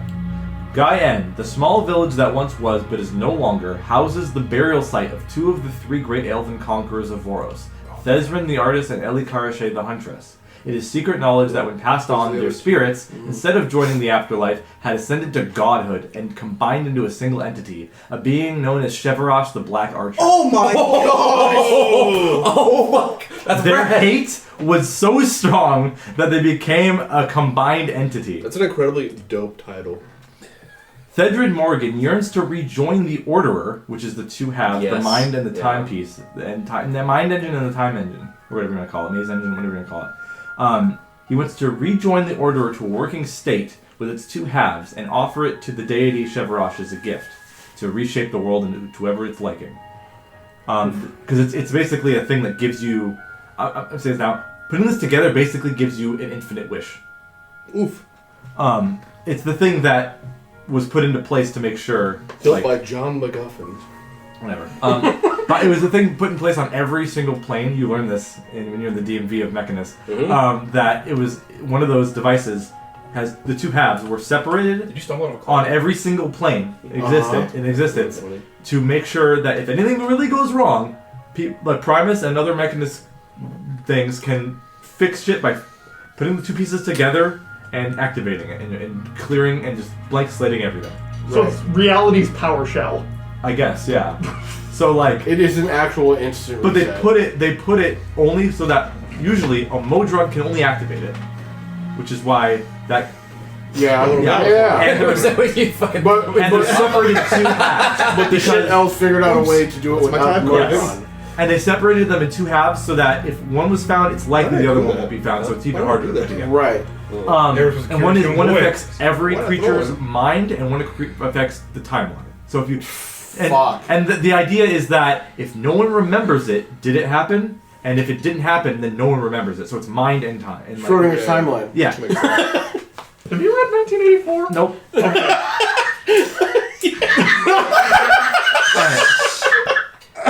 You're not wrong. You're not wrong. So the very thing. I'm sorry. Thedred Morgan yearns to rejoin the Order to a working state, and with its two halves, and offer it to the deity Chevrosh as a gift. The very thing that the mortal halves of the Chevrosh, Thezrin and Elikarache, came to Voros for in the first place. They came here for this. That's why one of the reasons why the Elven Imperial Navy also invaded Talapan is because these two things were on that planet in the Privateer. They found that out. So would that have affected everything that exists within Thalos space? Everything, yeah. Oh my god. And and Mechanus was just gonna let this happen? No. No, that's why. That's why Adagio's doing what he's doing right now. Why would they just send you alone? He's lived this long? They're like, He was about to quit! Because if he fails, Private's gonna be like, I'll just do it myself, damn it. Right, and He didn't want but to. he even said He was if- delegating. But if Yeah. something happened with his people, he was gonna quit. Yeah. No, I wasn't going to quit. Like, Caleb, was going to give Adagio over to Ryan. That's what I'm saying. And Adagio still would have been doing stuff, like, But it would have been in the background. in the background, with, like, no more, so we've established that with the two pieces together, you can just wipe. Yeah. Adagio's big conflict was, like, I don't want to be the responsible for, essentially, the deaths of everyone. Right. And that was that inner conflict where it's like, if I revert things back to the way they were, I've killed everyone. And is it even worth going back to what it was before? If that's not what I know now. But You're talking about you and Koreshan going back in time, like the original timeline. would have been gone back to OG. Oh my gosh. Because this timeline is not supposed to happen. Yeah. So we're a paradox timeline. I think the only person who would have survived was Lav. Yeah. She was, Noah also might have. because she was from that timeline. What about? She just would have No. had to stayed in the past. You would have been different. Yeah. Smokes. Yeah. But had enough shit happen to Adagio that I gave him up, it would just been like, okay, fuck it, I'm wiping this. So then the cogs. Well, Every time he saw someone that was related to the old timeline, it would be almost like a mechanist glitch happening in his vision. So all pretty much me, Cole, Smelting Ball. Every other NPC you've seen. To me, it was like a nod of these are the people who are gonna die if you do this. Yeah. Oh, that's Oh, fucked. that's a cool way to take it. That's really fucked. Okay. So I'll read this again because I still didn't get through it. Thedred Morgan yearns to rejoin the Order in working state in its two halves and offer it to the deity Chevrosh as gift. The very thing the mortal halves of the Chevrosh, known as Thezrin and Elikarache, came to Voros for. Seralta came with them, but was not privy to this information and hunger for conquest that she didn't have, but to negotiate and trade for the use of the device if she could, but that didn't work out. As a part of the offering, a colossal warforge the size of a small mountain has been built underneath Gaian to be powered by the complete Orderer itself. Liberty Prime. And to be used as the Modron that is required to prepare the Orderer to enact the wish. The mobile base of operations / siege weapon is also to lay waste to any that oppose... It's just a Numidium. It's an actual thing too. This giant warforge. It's called the Colossus. Yeah. It's Colossus. It's like CR20 something. Yeah. Is also to lay waste to any that oppose the Elvish supremacy in the nation. Thedred plans to use this Warforged Colossus as a stand-in for the Mindhalf programmed Modron, as the Vor of old were inspired to create such mechanical creatures after seeing the Modrons around the Orderer in their time. It's fucking the Earthen Empire and Kuvira on a larger scale. Yeah. That's so fucking The nuts. Warforged subconscious mind is Modron in nature. In Their Eberron, there were consciousness only and 20 ego years is of draconic, and their newly adapted culture is elvish. The players will have to enter the Warforged Colossus and work their way inside of its puzzling mechanical body to ascend its many layers, almost like a great beast from Breath of the Wild. Alright. That's actually really cool. And disabling parts from the Divine Beast? Divine Beast, what they're called, yeah. And disabling parts from the gargantuan automaton from within. At the same time, the advanced warforge known as Pyroforge will be coming in waves to wear down the party from inside, which is where they are stored. They're stored inside the... I'm just thinking of being inside this thing, and it's very Dead Spacey, and there's Necrons just like climbing on the walls. The Necromorphs and shit. Like the climax. Matanui fight? Yeah, kind of. Yeah. Just fucking Alexander. Yeah, it is. Yeah. Gino. It is Alexander. Yeah. Oh my god, it is Alexander. Oh my god! I wrote, have a mechanic where when, for example, if a leg joint moves, it reveals a room. But then it takes a step and the doorway gives way to a second room. Yeah. And back to the first room in a neutral pose. And when the other leg is stepping forward, the leg reveals a third room as it pulls behind itself. The party must solve these inner working puzzles while this Colossus is making its way to Valkelstad to stomp out the remnants of the Four Culture. It's going to walk across the ocean. Goddamn. We couldn't The timer was It's the freaking ruby weapon! It's a ruby weapon. We couldn't do it, so the elves had their own ultimate weapon on deck. Dude! And they decided, well, we didn't win the run back, so let's just complete genocide with a meaning. Do you guys remember there was a metal shortage going on in Voros? Oh, yeah. That was that. Okay. Yeah. Elves are gay, dude. Space elves are gay. If Valkelstad was destroyed in Act 3's ending because the tortoise wasn't appeased, it might be going towards Von Drill in the Northern Revenant Tundra. If this is the case, give the party an actual turn counter until it gets there. To destroy Lalth's avatar form and the last of the Drow. Because the Yarplata also hate the Drow. Because the Drow weren't evil like they painted them as. It's just the Drow that were in Men's of Branson were because they were pushed to that extreme. That was the running idea I had. Right. Each new member of the Yarpata screamed vows of vengeance into the night air and swore neither to laugh nor smile until the Spider Queen and her followers were no more. That's a specific thing from Chevroche, like how you initiate yourself into Chevroche. I just made it Elven. I just threw that in there just for my own sake. The true Ezekiel will be fought here. About midway through the Colossus belly and chest area is a power check for the party. Many minions and Elven reinforcements and Pyroforged. Many minions of reinforcements, Elven reinforcements, and Pyroforged. This is where Ezekiel will absorb the aberrant flames put into the Pyroforge by Terra during the fight to overpower his summon, called Chitra Banu, to temporarily take the appearance of a tiger. More health, extra damage buff, I don't know. The aesthetic can be what Chance wanted. Bartians can absorb the embers of the creature as normal, but if he does this to an ember left behind from when you kill something, it makes them melt. If it does this to an ember left behind from a Pyroforge, then both Agni and Bartians are temporarily empowered. The effect of a bless spell and the healing becomes a temp HP overshield if he is already at full HP. Oh wow! And gains a larger, more imposing draconic appearance that Chance can flavor himself. Eventually leading to the final battle atop the Colossus against Thedrid and finally the Chevroche. To hinder the player trying to just fly or similarly up to the top of the robot immediately, 5 powerful wizards, the 4 Tetrarch Simulacrum and Wolrun, if he didn't die early I guess, are perched atop this behemoth and cast Earthbind, Dispel Magic, etc. to discourage the easy way out. Also, Forbiddance is cast throughout the Colossus. The party will not be able to long rest inside it at all. Oh my gosh. God. I mean, that makes sense. Yeah. You have a timer. Thedrid Morgan has attuned to the Robes of the Archmagi, Staff of Power, and the Ascended Dragon Touch Focus. Oh, fuck me. A crown on his head, which will be offered to the Chevroche as well. Was the Tsar of Voros' crown long ago, the dragon known as Mizuth Alciok wore it. Morgan wears it as it shrinks to the wearer's size to signify that he is the new leader of the continent. Thedrid Morgan casts Foresight on himself hours before the final battle. He knows we're coming. He has 3 legendary resistances and simulacrum army of Tetrarch. Considering... it's the stat block thing. Dude, holy shit. During the fight at some point, whether it be the fight with Thedrid Morgan or after You can dispel that. he is defeated, which will lead to the fight with the Chevroche right after, It's a third the Dragon spell Touch slot, Focus though. / Crown of Voros will be uncorrupted by unattuning to Morgan, if he dies or if it gets knocked off or something.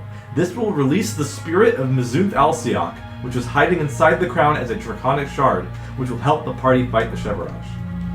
So literally you'll be teaming up with the thing, the king of the old dragons. The last king of the dragons. Yeah. Final Fantasy 15. Oh, it's Pretty cool. I'm not going to get into all the Chevroche's stats right now. It's long. It's a god. Yeah. Second phase of the Chevrosh's fight will include a mind reading event / the time engine is activated, where only the time part, so it's like about to start up, is activated, where the battle zone turns into different backgrounds and terrain, imitating major places and battles from all the past 3 seasons of the whole campaign. I fucking love that shit! Where they are sent back to those places and mooks / ads from those battles show up. Old characters? Each phase of the Chevrosh having sub 100 HP, that it moves on after reaching 0 to the next one. This is not an impression from Final Fantasy Each one should have a different layer action or regional effect. I have 4 options. That one section can I have work 4 for options right now. There's probably I could add more, but Cathaecia was one of the first ones. Fire Island with the Fields of Ash and Volcano in the background. Battle with the Ashborn skeletons in Lothburg.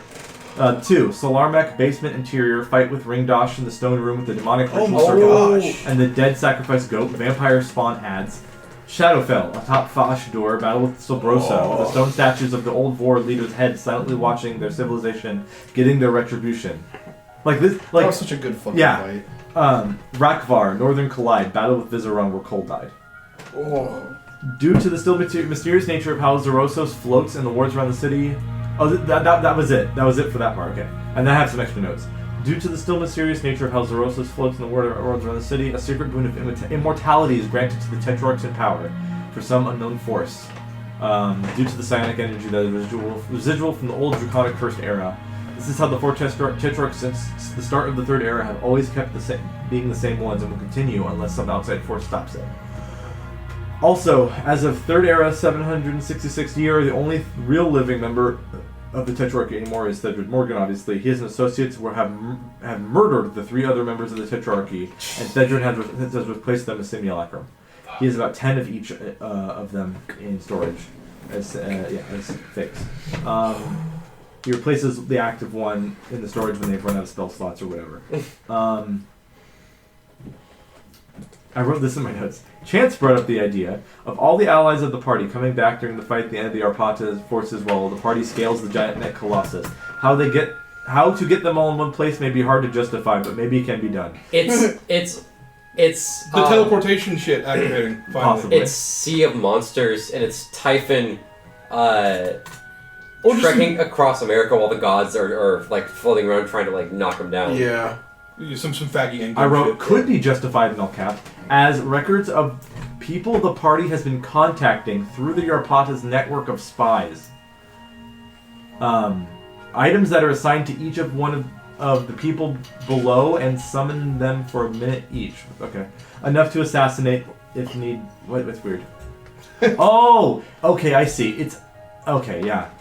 The project seemed to have been abandoned, but is still around for the party to steal within the Perlusa Palace's secret room, or an item that summons those you think of and have a deep connection with the Arpata that we're developing as foils to the party, but not finished. Smelting Ball can take time to finish it and get working for the party. It's just a stupid, not really defined idea yet.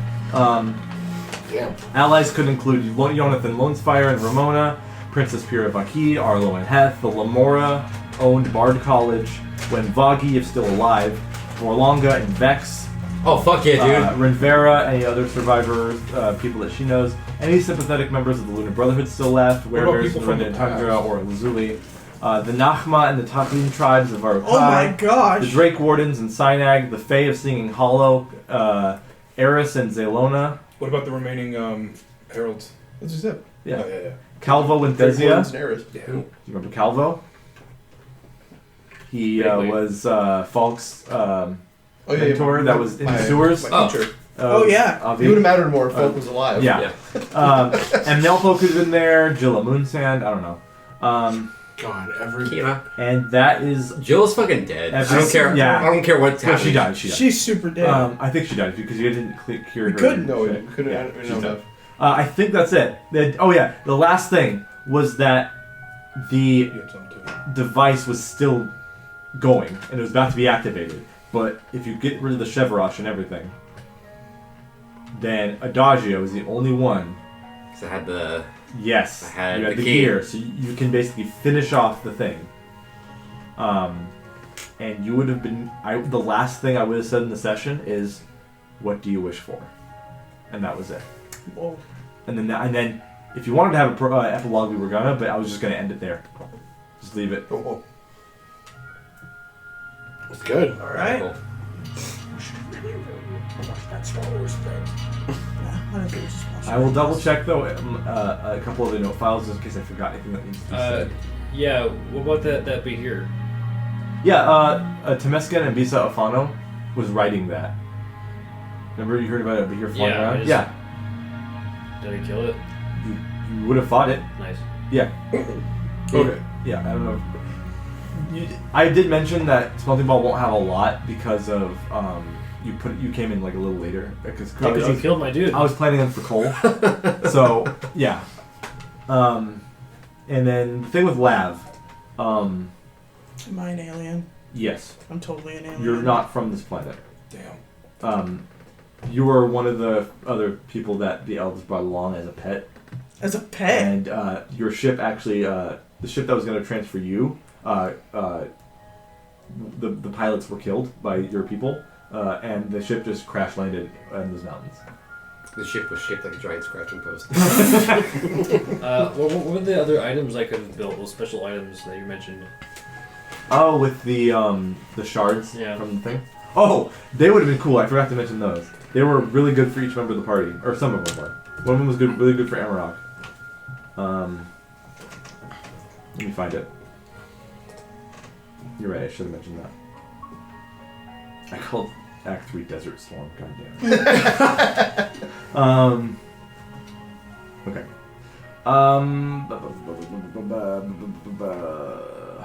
Where is it? Okay. The pyramid, owned by Mohamud, made the Rod of Hellish Flames. The cube, which Lazuli Essen would have given you. She had it. A cube? Each thing. The genie guy had the air genie guy had the glass pieces from the elements of Plane of Air. Yeah. There was different shapes. There was a pyramid, a cube, a sphere, and a torus. The cube was owned by Lazuli Essen. She toppled the weather vane when they were, because they were all attached to different weather vanes throughout Barakai. When she toppled the weather vane when they were taking refuge in Fort Hynath, dwarves wanted someone to get rid of it, and they obliged Herdvilton. That's what led Herdvilton to stay there for free for a while and hold up there after the invasion. Was supposed to protect from the seaside flay winds and that ravaged the sand dunes, cutting and slashing into those who roam the sands.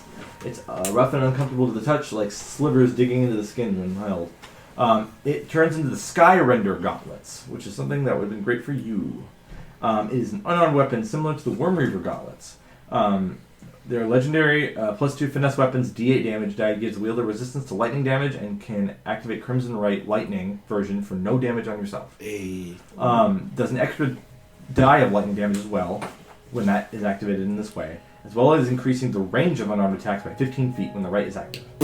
And can stack with your Eldritch Claw tattoo. So I'd be slapping at 30 feet. When you hit a creature with an opportunity attack with it as well, with an unarmed strike, the creature must succeed on a strength saving throw, DC equals 8 plus your proficiency bonus plus your dex modifier or fall prone. And you can cast Levitate once per dawn. I was gonna say it has to have some sort of like flying thing. The sphere is owned by Zlech Ulmantheed, which is the name of the Green Dragonborn guy that was one of the leaders of the Sophomore. The guy that's not the one, the yellow guy on the Behir. That's the dude who owned the shop in Zarosas, yeah. He used to. Was supposed to protect the desert from the constant thunderstorms and lightning strikes. This can be forged into it was going to be a morning star that is on a Reddit post I found that I like the thing of. It's called the Storm Cage. Right here. I linked it to myself. Oh, they do good stuff. Yeah. It's like thunder lightning damage +1, and it does something like lightning bolts. And then the Taurus was, I said, maybe owned by Selreem or Temescan. I didn't know what to do yet. Was supposed to protect from the immense sandstorm twisters that carry elemental creatures in the hundreds that bury people and civilizations beneath the sand. Harville, Shadowstone, or Smelty Ball can forge us into the Quirus, is that how you say it? Of Desert Winds, which is something that you would have liked to have. Cuirass? Or Curus. Cure ass. Light armor, legendary. Side leather +2. Moon Druid ability to transform into an elemental using wild shape once per short rest for free. Ooh, oh damn. Although this is limited to air elemental only. Okay. Still pretty cool. And advantage in all dexterity saving throws. Ah! Dang. As winds blow around the wielder or wearer to help guide them to safety. You'll never have it again. Also, can cast Gust of Wind, Warding Wind, or Wind Wall without concentration. Oh. Because you have to be a druid to attune to it, so you can have those spells anyways. And you're immune to forced movement no greater than 15 feet, and you cannot be knocked prone. Oh, and I can't be knocked prone, so it counters. You would have in the back. It's the curious and guaranteed fighting. It's your final form. Yeah. My final form. I'm here. To adapt. Still be restrained. Doesn't matter. Oh, It doesn't matter. That's so Prone was funny. his enemy the entire fucking game. This time instead, you'd just be standing up and can't move. You wouldn't be It's on funny, the you can board. stand there and cast spells still. Oh, fair. That's really funny. Let me go back to my general Voros notes, not specifically to an act, and see if I missed anything. Oh, while you're doing that, inter-party questions? Anybody have any part? I just want to know why specifically he could not tell anybody, but why did he tell Saf Noah? Oh, that was up to him to tell anything. Yeah, no, that's my question. I told Saf Noah because he agreed to help me, and he made it as a promise made thrice. Ah. It was, there was a big. So it's like There's a lot of stuff going on. When, It's like when you guys agreed left. to help me, but he had a magical oath to help me. Damn. Yeah. You activated him as your golem. Basically. Yeah, he gave me information so that I could actually be useful. Yeah. Oh, there is the whole thing about the 3 conquerors that I need to make sure you guys have the 3 information. kingdoms. I don't got nothing. I don't got nothing for my character. I don't know where I put that. Is that in That's my only question, really. Act 4, maybe? I I'll should give have my a- girlfriend the for you, full bro. story. So I don't give him my girlfriend for you. Hey, I gave up my girlfriend for the plot. She was taking care of kids, man. I thought she was dead. But you knew she wasn't because of I told you him. she was a lot. Well, I hadn't heard from her in a long time. Though. Yeah. Oh, I'll talk about the sword too. The cat sword? The coal sword, yeah. The unseemly sword. Control F to backseat. Oh, me to the face. That was. Here we go. Oh yeah, so okay. So you stinky. Get out. Let me start with this. The I watched every day. Tabaxi and some of Saf Noah's shit kind of had a connection. The Phasris monster thing that you could summon, that cat-looking thing. my boy. Yeah. So, let me make sure I get my Large story cat, straight. son. Made out of So- spark gas. Here are the ideas I had. That I think I picked one, but I didn't write which one I picked. So I want there to be a connection to its cat-like form in lab. Options are 1, 2, and 3. 1. All the Tabaxi who died in the genocide in Voros were followers of Mistril, and they worshipped so hard that when they died, their spirits became that thing. That'd be cool. Oh damn. 2. All the Tabaxi who died in the genocide in Voros just happened to be to appear in the ethereal plane and somehow was able to get into contact with Mistril since she's supposed to be a dead god. Or 3. Soralta/Lulth did some trippy magic stuff to save their souls somehow since she didn't want them to be lost forever like Thenzrid and Kara-Tur did with the genocide. So their collective souls became this creature. She could use this as leverage and manipulation against Lab in the latter half of the campaign. And I wrote, I wrote, this could be a winner. Let's see. The sword, I think the sword is detailed in Act 1 when I made it. Or, yeah, actually, it's in Act 1. Whoa. Oh, here we go. A weapon designed by Thezrin, the artist, one of the conquerors of the Elven Conquerors long ago, along with the help of the Unseelie Court and the Queen of Air and Darkness within the Feywild. It was used by, who knows, long ago for its one sole purpose, slaying. You knows. So probably like one of the champions of these elf conquerors, slaying the Tabaxi. That was the whole purpose of the sword. Oh Jesus. Their fur would make immaculate coats for the banished drow, and not one catfolk lived if this blade touched them. The blade can be recharged to its maximum of 9, as if a Tabaxi, were-tiger, rakshasa, etc. catfolk is slain. There will be a few chances for this to occur in the campaign. So I guess like it was the whole thing, like if you kill something that looks like a cat, you'd recharge and you'd be like, what? Yeah. Born from his mother being this is about Cole. The 9 life stealer in Cole's possession is actually an ancient blade enchanted by the Queen of Air Darkness about the same time Soralto was banished for not going to war with the dragons. It was the blade used and made for the purpose of killing Tabaxi for their pelts. It also used as a prototype weapon before the Warforged were still allied with the dragons and discovered to be turnable with elven magics. When it scores a crit, it requires a creature to make a con save versus death, that's a normal thing, when below 100 HP. Tabaxi or any felines have disadvantage on the save. It also regains 1d10 minus 1, minimum of 1, charges when it does this on a cat-like creature. The blade also has another property. When wielded, the user can feel emotions coming off the sword, aligning to the creator of the item.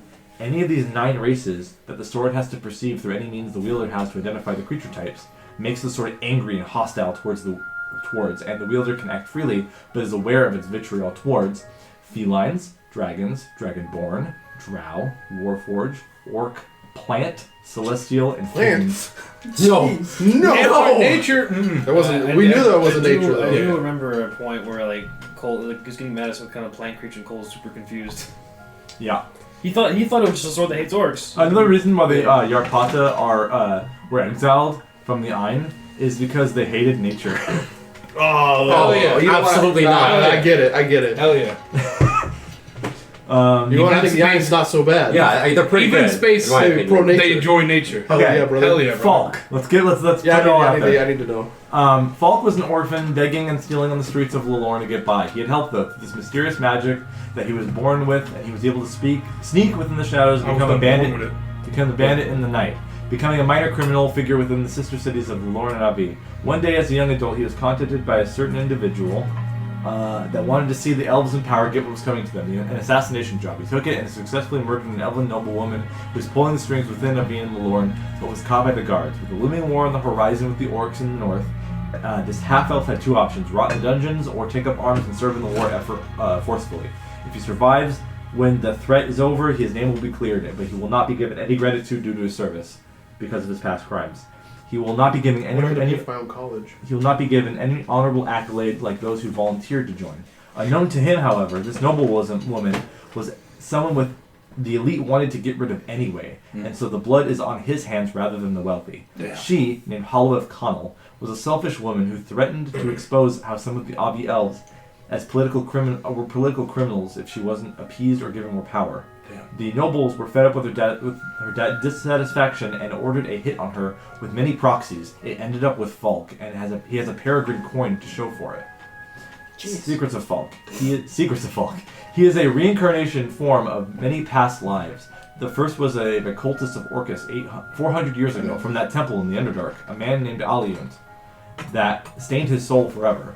Then he was a vampire lord in a castle known as Solarmek, known as Rendal, killed by Vorlonga. Yeah. Shit. Maybe near the 700th year. Damn. Now he is born as a street urchin with dark powers. Every time he dies, his soul is transported to the ethereal plane within a period of time goes by, where he is reincarnated by Moira Persendoral, the lady who was talking to you about your choice to save him or not. So there's a reincarnated Falk running around now.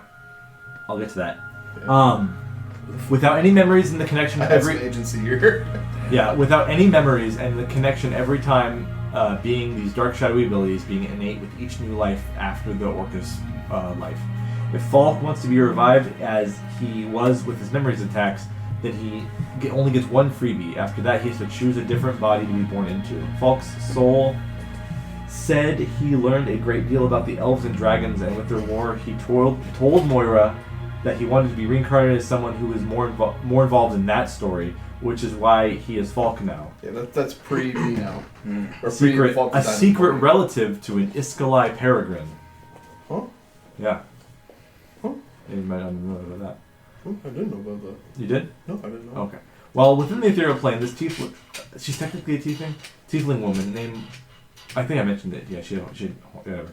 So. She's like half elf, half tiefling. It's weird.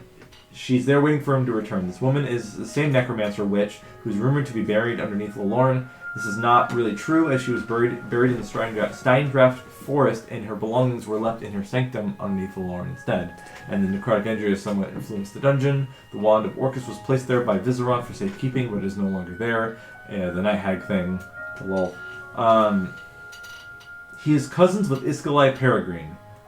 which is a character that actually didn't show up in my notes so much. He was supposed to be a kind of major character. He is basically the one actually manipulating everything. Yes, he is the one who even told Thedred Morgan to do what he's doing. He wasn't going to show up in the campaign much because I wanted him to keep being. Is that the man with villain. the falcon that was He flying is over? yes, he is the thing who's giving out the falcon coins. He is the one who is who actually hired Koresh originally. He's the guy with the tattoo on his forehead, the elven guy. Oh, damn. I was gonna put him more in the story, but I just couldn't get to writing it yet. That's why it didn't appear in my notes yet. It's kind of cool that he never really appeared. Yeah. So everything that was Falcon related was probably due to him. I mean, his name was fucking Derrick. I know. Yeah. He took it to heart. Yeah. And the well, there was one more thing I was gonna say.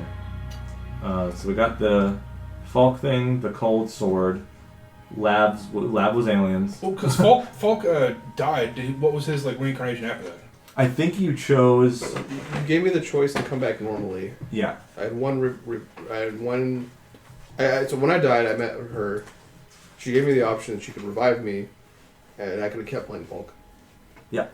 Once. But I would still be under the thumb of the government. I'd still be a prisoner. Mm-hmm. Or I could get reincarnated. And Falk's perception of it was, well, if I get reincarnated, I get to be free. Yeah. And so that's why he didn't come back to life. Mm. He chose freedom over having to fight a war for somebody else. Right. Was there any specific person that you were reincarnated to? I didn't pick it. Okay. So let me look After up. I decided that he wouldn't be reincarnated, Adagio's child. I was like, go. Maybe. Future I child. don't know. Don't. I didn't like you that much, so. I have a strange feeling to smack my son. I hate that kid. I hate that kid. I have the strangest feeling. So I don't think I have a defining thing about the drought origins that you asked a while ago. I think it was the fact that I wanted the. Okay. Yeah. No, I did have Iskali Peregrine in my notes. I was like, that name sounds so familiar. Mm-hmm. Yeah. These are my season 2 notes. It came up then, yeah. Yeah. My only note about him is that he was Koresh's handler. Yeah. Because he showed up in the vision. Yeah. From, So I wrote drought origins because you Stone. asked about it earlier, and I think the idea was I didn't necessarily have a drought to Lolth. I would say timeline in place yet about what I wanted to do, who she actually is, and how she became to being this evil aligned thing. I was thinking one direction I could go is that she's not evil, and that's just what people perceive her as. Right. But at the same time, Menza Branson exists, and they are definitely evil and worship her, and their magic definitely corrupts them. Right. So I didn't know exactly what I was going to do with that, and I still to this day probably don't know. I was going to That's probably fine. define it more when you got there. Right. Because I think at the time when we were still in season 2 in the Abyss. I think specifically in the library, Grim Hollow. Yeah, Raven Hollow. Raven Hollow, yeah. My brain was like, because at that time, or right before I started, anytime before I play a character, I want to learn a lot about their origin, specifically the race. So I did a lot of research on Lolth, on Drow and shit like that, and Lolth's entry in Forgotten Realms, Pantheon, is that she's part of a triumvirate. Yeah. And so my brain was like, cool, there's the wood elves, the normal elves, or the high elves, and then the drow. Mm-hmm. And so it's maybe she was there during the war when they were taking care of all the tabaxi and whatever. And maybe Lolth didn't want to be a part of that, and she got kicked, and then at some point her people following her had her ascend to godhood or whatever. Well, yeah, I wanted the. So I think her original name is Arashni. Something like that, yeah. And that's one of the planets in Solar Space.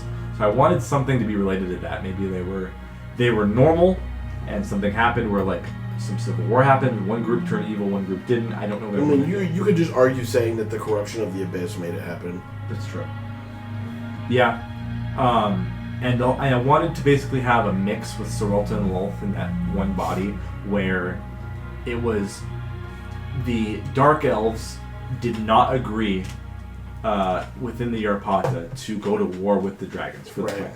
The Wood and the High Elves wanted to go to war, and that's why Sorolta was cast out into the snowy area because she was like, "You're not one of us," and they knew they couldn't really kill her because they were all equally really strong. So they didn't want to deal with it, so they just kicked her out. And as a little bit of a mercy, they murdered the tabaxi to give her and her people nice pelts to survive the winter. That's fucked. Super fucked. Yeah, now I from The slaves the slave ship that crashed is over there, and they're building communities. Let's go take back what we need to get. Yeah. That kind of mindset. Realistically, by this point, I regret not having Fel go into the future with Adagio. Mm. Yeah. That's it. Oh, you're dragon. You're that big dragon. Beautiful baby boy. So did the government steal it just because they wanted a watchdog? They didn't want you to have a dragon on your Yeah, it's side. just a lot of challenge them. I mean, we collectively had 2 dragons, 3 But dragons. realistically, at least the way that in my head Fel was running the Herald, we were like, without realizing it, we were like basically being like a potential weapon for the government. But they didn't look at it. I could see them seeing it as more of a threat. Yes. Yeah.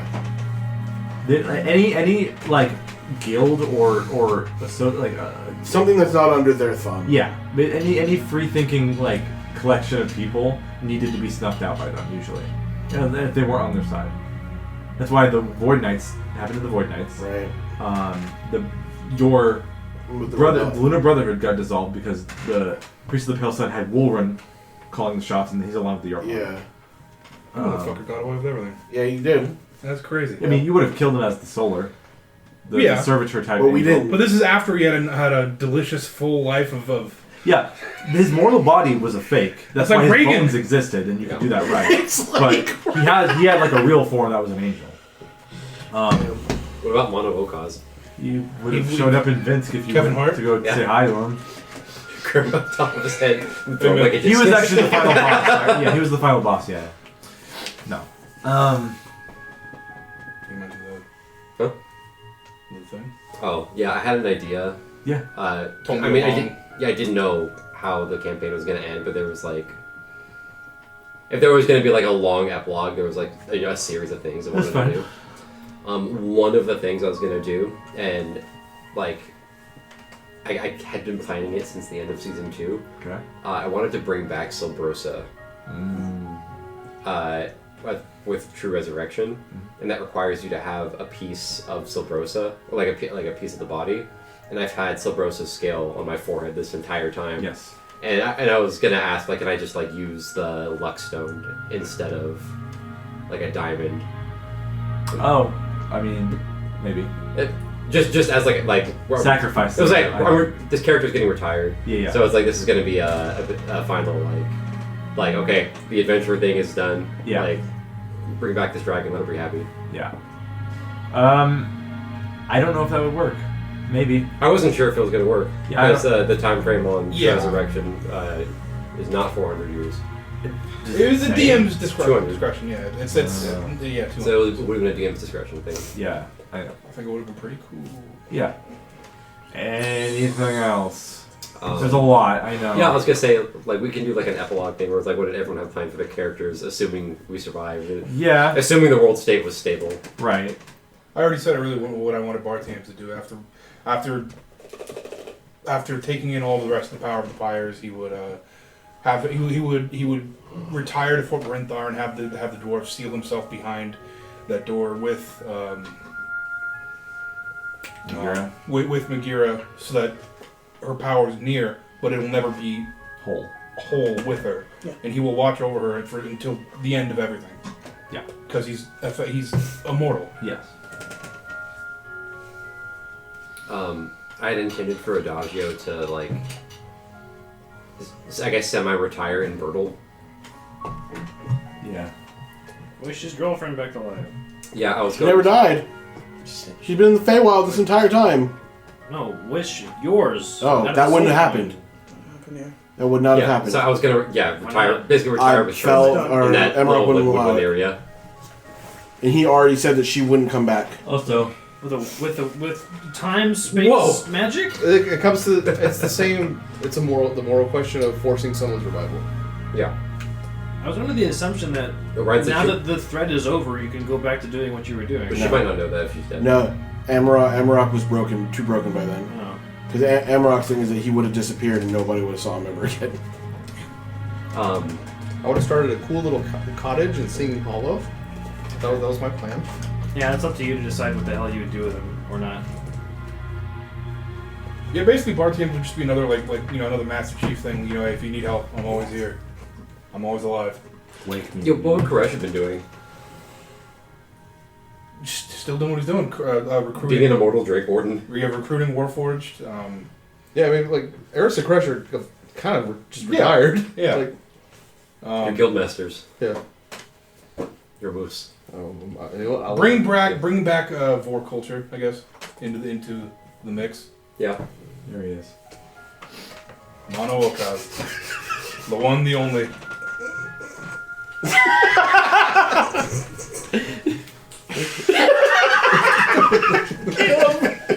Here's the Chevroche. Oh, Whoa! shit! That's rad. I'm trying to find cool art that I I can't believe you kept that as a part of Koresh's Yeah. backstory. Force Colossus. Man, it's a chin on him. Gone through all of There is actually a Warforged Colossus like thing in Eberron, and that they talk about in Eberron. I think there's maybe only 20 built. And Yeah. like What was they it? were all like fallen into the environment. You could like visit them, and I think 5 were still active somewhere. Red Dragon Threat. I got nothing else to ask. Sorry. We all good? I think we're all good. No more questions? Yeah. What are you gonna do? I was going to start a little cabin in the Singing Hollow. Okay. So This is both all- Fey Gates will be that's all controlled by Gnoss my stuff. character. Hell yeah, That's on Nostra. What are you gonna do? nice. Yeah, what would I have done?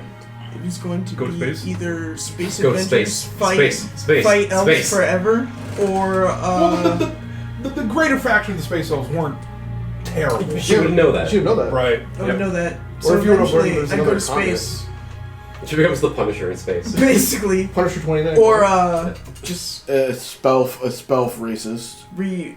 or retire back to my old Monastery. monastery and train the way. Regardless of whether she goes to space or not, Smelting Ball's going to space. Yeah, you kind of just Smelting ball, after you You went to sparked space. something in him. Gnomes in space. The ISS, Is the your International Smelting Ball character Station. in Spelljammer going to be a direct descendant of Smelting Ball? No. That would be very fun. I hope he's an NPC. It's that. So fucking direct. Derrick's playing Mike Rowe from Dirty Jobs. Oh, fuck it. He's gay? Yeah, I kinda He's am. gay? Is he gay? I mean, that's Yes. the plan. No, I might change it so. at this point. I don't believe you. You can't just say things. Fact check me. I'm not fact checking you because I know you're stopped wrong. He'd stop by his old family. I've seen place, him be fuck like, pussy. I saved the world. I haven't, With so my he buddies. must be I'm gay. leaving the planet forever. How? Not forever. I'm leaving the planet. He'll figure it out. This man built. He knows where spaceships This man are. built a grenade launcher. You know, well, he's There's already got nothing this space. stopping him from figuring out how to build a rocket. To He knows space. where spaceships are. On this planet. There I'd probably help him get to space. are any you on know? Voros, or if there are, they're like. We saw one go and try to land on the other freaking On the continent. continent there are. Yep. Time to Yeah, go to another yeah. It's continent. already on board. Yeah. It's explore the rest of the world and then leave it. Oh. I mean, you would know that the other continents are there. Oh, Yeah. why people try to leave Voros to the west and never came back was because they were shot I was about to say they probably from they space probably lasers. hit like the ground, like your foot touches the ground and you're vaporized. You basically walk into North Korea and then just Walking out This of is North the Korea. demilitarized ocean. Good luck. yeah. Alright. Okay, over everything. I don't know if you guys have watched the very end of season 1 on YouTube. Where we landed in the abyss. Yes. Link in the Yeah. description below. The very I end, find the meme. when the screen turns black, there's like 30 seconds more to the video. Mm-hmm. And I don't know if you guys remember this. I'm actually gonna play it. I'm gonna look it up and play it. It's just some dude's tank. Hey dog, what's going on? Damn, Yeah, I'm gonna shit's reveal my stank. dick pic here. Yeah, okay. Let me show it you guys. That explains all the phallic themed names. I don't need another unsolicited nut pick. Well, dick and nut is different. No, I don't want Let's to. go back to the shit quality video. Hold on. Super early. Episode 9. Yeah. Damn. Before I had an intro. What happened? Why is it like this? Because it's old. Oh, there it goes. Damn. Okay, hold on. I'm guessing now. Fuck, that's old. Go to the last few minutes. Back when I had no respect. Hey, there's Cull. Hey! He lasted for that breakout. Yeah. I may have heard what you're about to play. I think I was naked. Skip ahead. Hold on. This was like right after Blood Hunter was like released too, right? No, it was out for a while. Yeah, we're gonna play the DM again for like 6 months, and then Let's do. We'll be on another hiatus for 6 months. Hiatus for 6 months. So this will be the last D&D Void with in Voros. It's always been this way. For a while. For a while, we will still be doing. What year was this? It's like 2018, 2019. 2002. No. 5 years ago. 2001. Surprise. September. 2020 technically because it's February. Jesus Christ. 5 fucking years. If we decide to record it. We're still not If we gonna decide to record it, 5 years later, we're recording the actual end. See That's ya. crazy. Stay sexy. Hey. Stay sexy. Hold on. Oh! I'm gonna explain what this is. So that, if you can see it in the corner, was the original idea for Voros. This is all a whole movie? No. Hey, what's up? It's the weird guy who sells solid to kids and goes to raves every other day. That was the original idea for Voros, which was that little logo with the loading thing.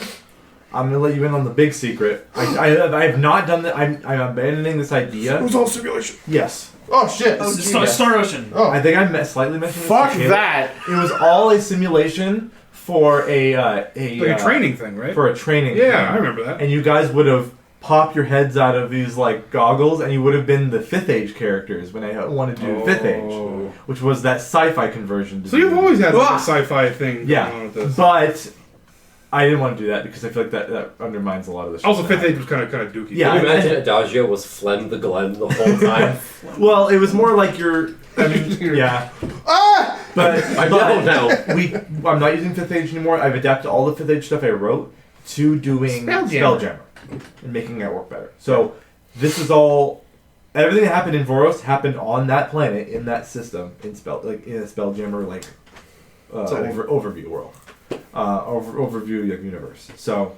Yeah. So we're gonna go from that like serious storyline to the goofiness that's inevitable with Spelljammer. Well, Yeah. So at least they go. Well, there's goofy and then there's also cool. So. Oh, I'm sure there's gonna be cool. There's going to be cosmic horror. Yeah. But like Beyond our our party understanding. is so much sillier. Yeah. Yeah, we're gonna find the mother at the edge of the Yeah, galaxy. we got big But- monkey, goo, But it's frog, old man. but we still have drunk old man. Kara-Tur to get through, Yeah. and we got to do Witchlight maybe. Chinchon, and Witchlight. Who knows what's going on with the Voros? Igwa? Still happening. Igwa? I might not want to record a Vernus though. You don't want to? That's fair. That's fair. No, it's Egg up and down. No, I get it. I don't want to do the work. General chicken Yeah. fries. Come with Igwa? And I'm getting an egg roll. All right. Come on, egg roll. Guys, I'm ready to play I'm playing werewolf. Kara-Tur right now. Ready to play werewolf. So, there's nothing else you guys want to ask about before we stop this. Just I'll probably think of something in like 4 hours. Yeah. Yeah. Yeah, possibly. Anyone who stopped. I did. All right, viewer, send in your questions Yeah, now. I doubt you're fucking following this shit because it's really. Generic. Generic, if you You guys have been following us for years. He commented once and that was it. Yeah. generic, if you put your burning questions in the comments below and give us engagement, We'll find you and we'll kill you. And there was No, there was we'll make that a video one about guy that not gonna put a happen. comment on the first Strahd video. He said these guys are cool and I wish I could play. I think yeah, I some- forgot about there's that. someone who put Yeah. a comment on the Kara-Tur first episode. He was like, "This is pretty cool. I don't see a lot of people doing this." And I'm like, "Hell yeah!" It's But because it's uber racist and scary to deal with. Oh, yeah. I'm doing nice. it. What To is? answer your question, People don't like I the had just Asian shy of 8,000 D&D rules. setting Yeah. because it's racist. Just shy of And I'm- 8,000? because DMs Sounds don't think about of right. like It's like English 77 accents and stuff. It's like just don't do that. Yeah. I mean, I adapted it to be okay, not that bad. Welcome to Asia. I mean, we still do. Oh, we still do to fuck around. Yeah, but it's goofy. What was in It's the not like all of Bloodmore? my characters. It's not like It's not like my regular accent for my character. What was in the Bloodmore? Yeah, we never even like touched on Yeah. Southeast. Yeah. There's trolls and swamp. Okay, just I mean, there was Oh, ideas. so I had the idea of a gnome. God dang. oh, I'm not being looked at. I had the idea of a gnome crime family that ran the whole city around the swamps, and then I had a idea of. I'm gonna die in Oregon Trail. I had the idea of like things that were corrupting the water and like changing things. It wasn't that fleshed out. okay. Yeah. Send in your questions now, viewer. You have 5 minutes. Will the serpent from the prototype of Voros been able to be revived? You mean Assalon? Absolutely, yeah. No.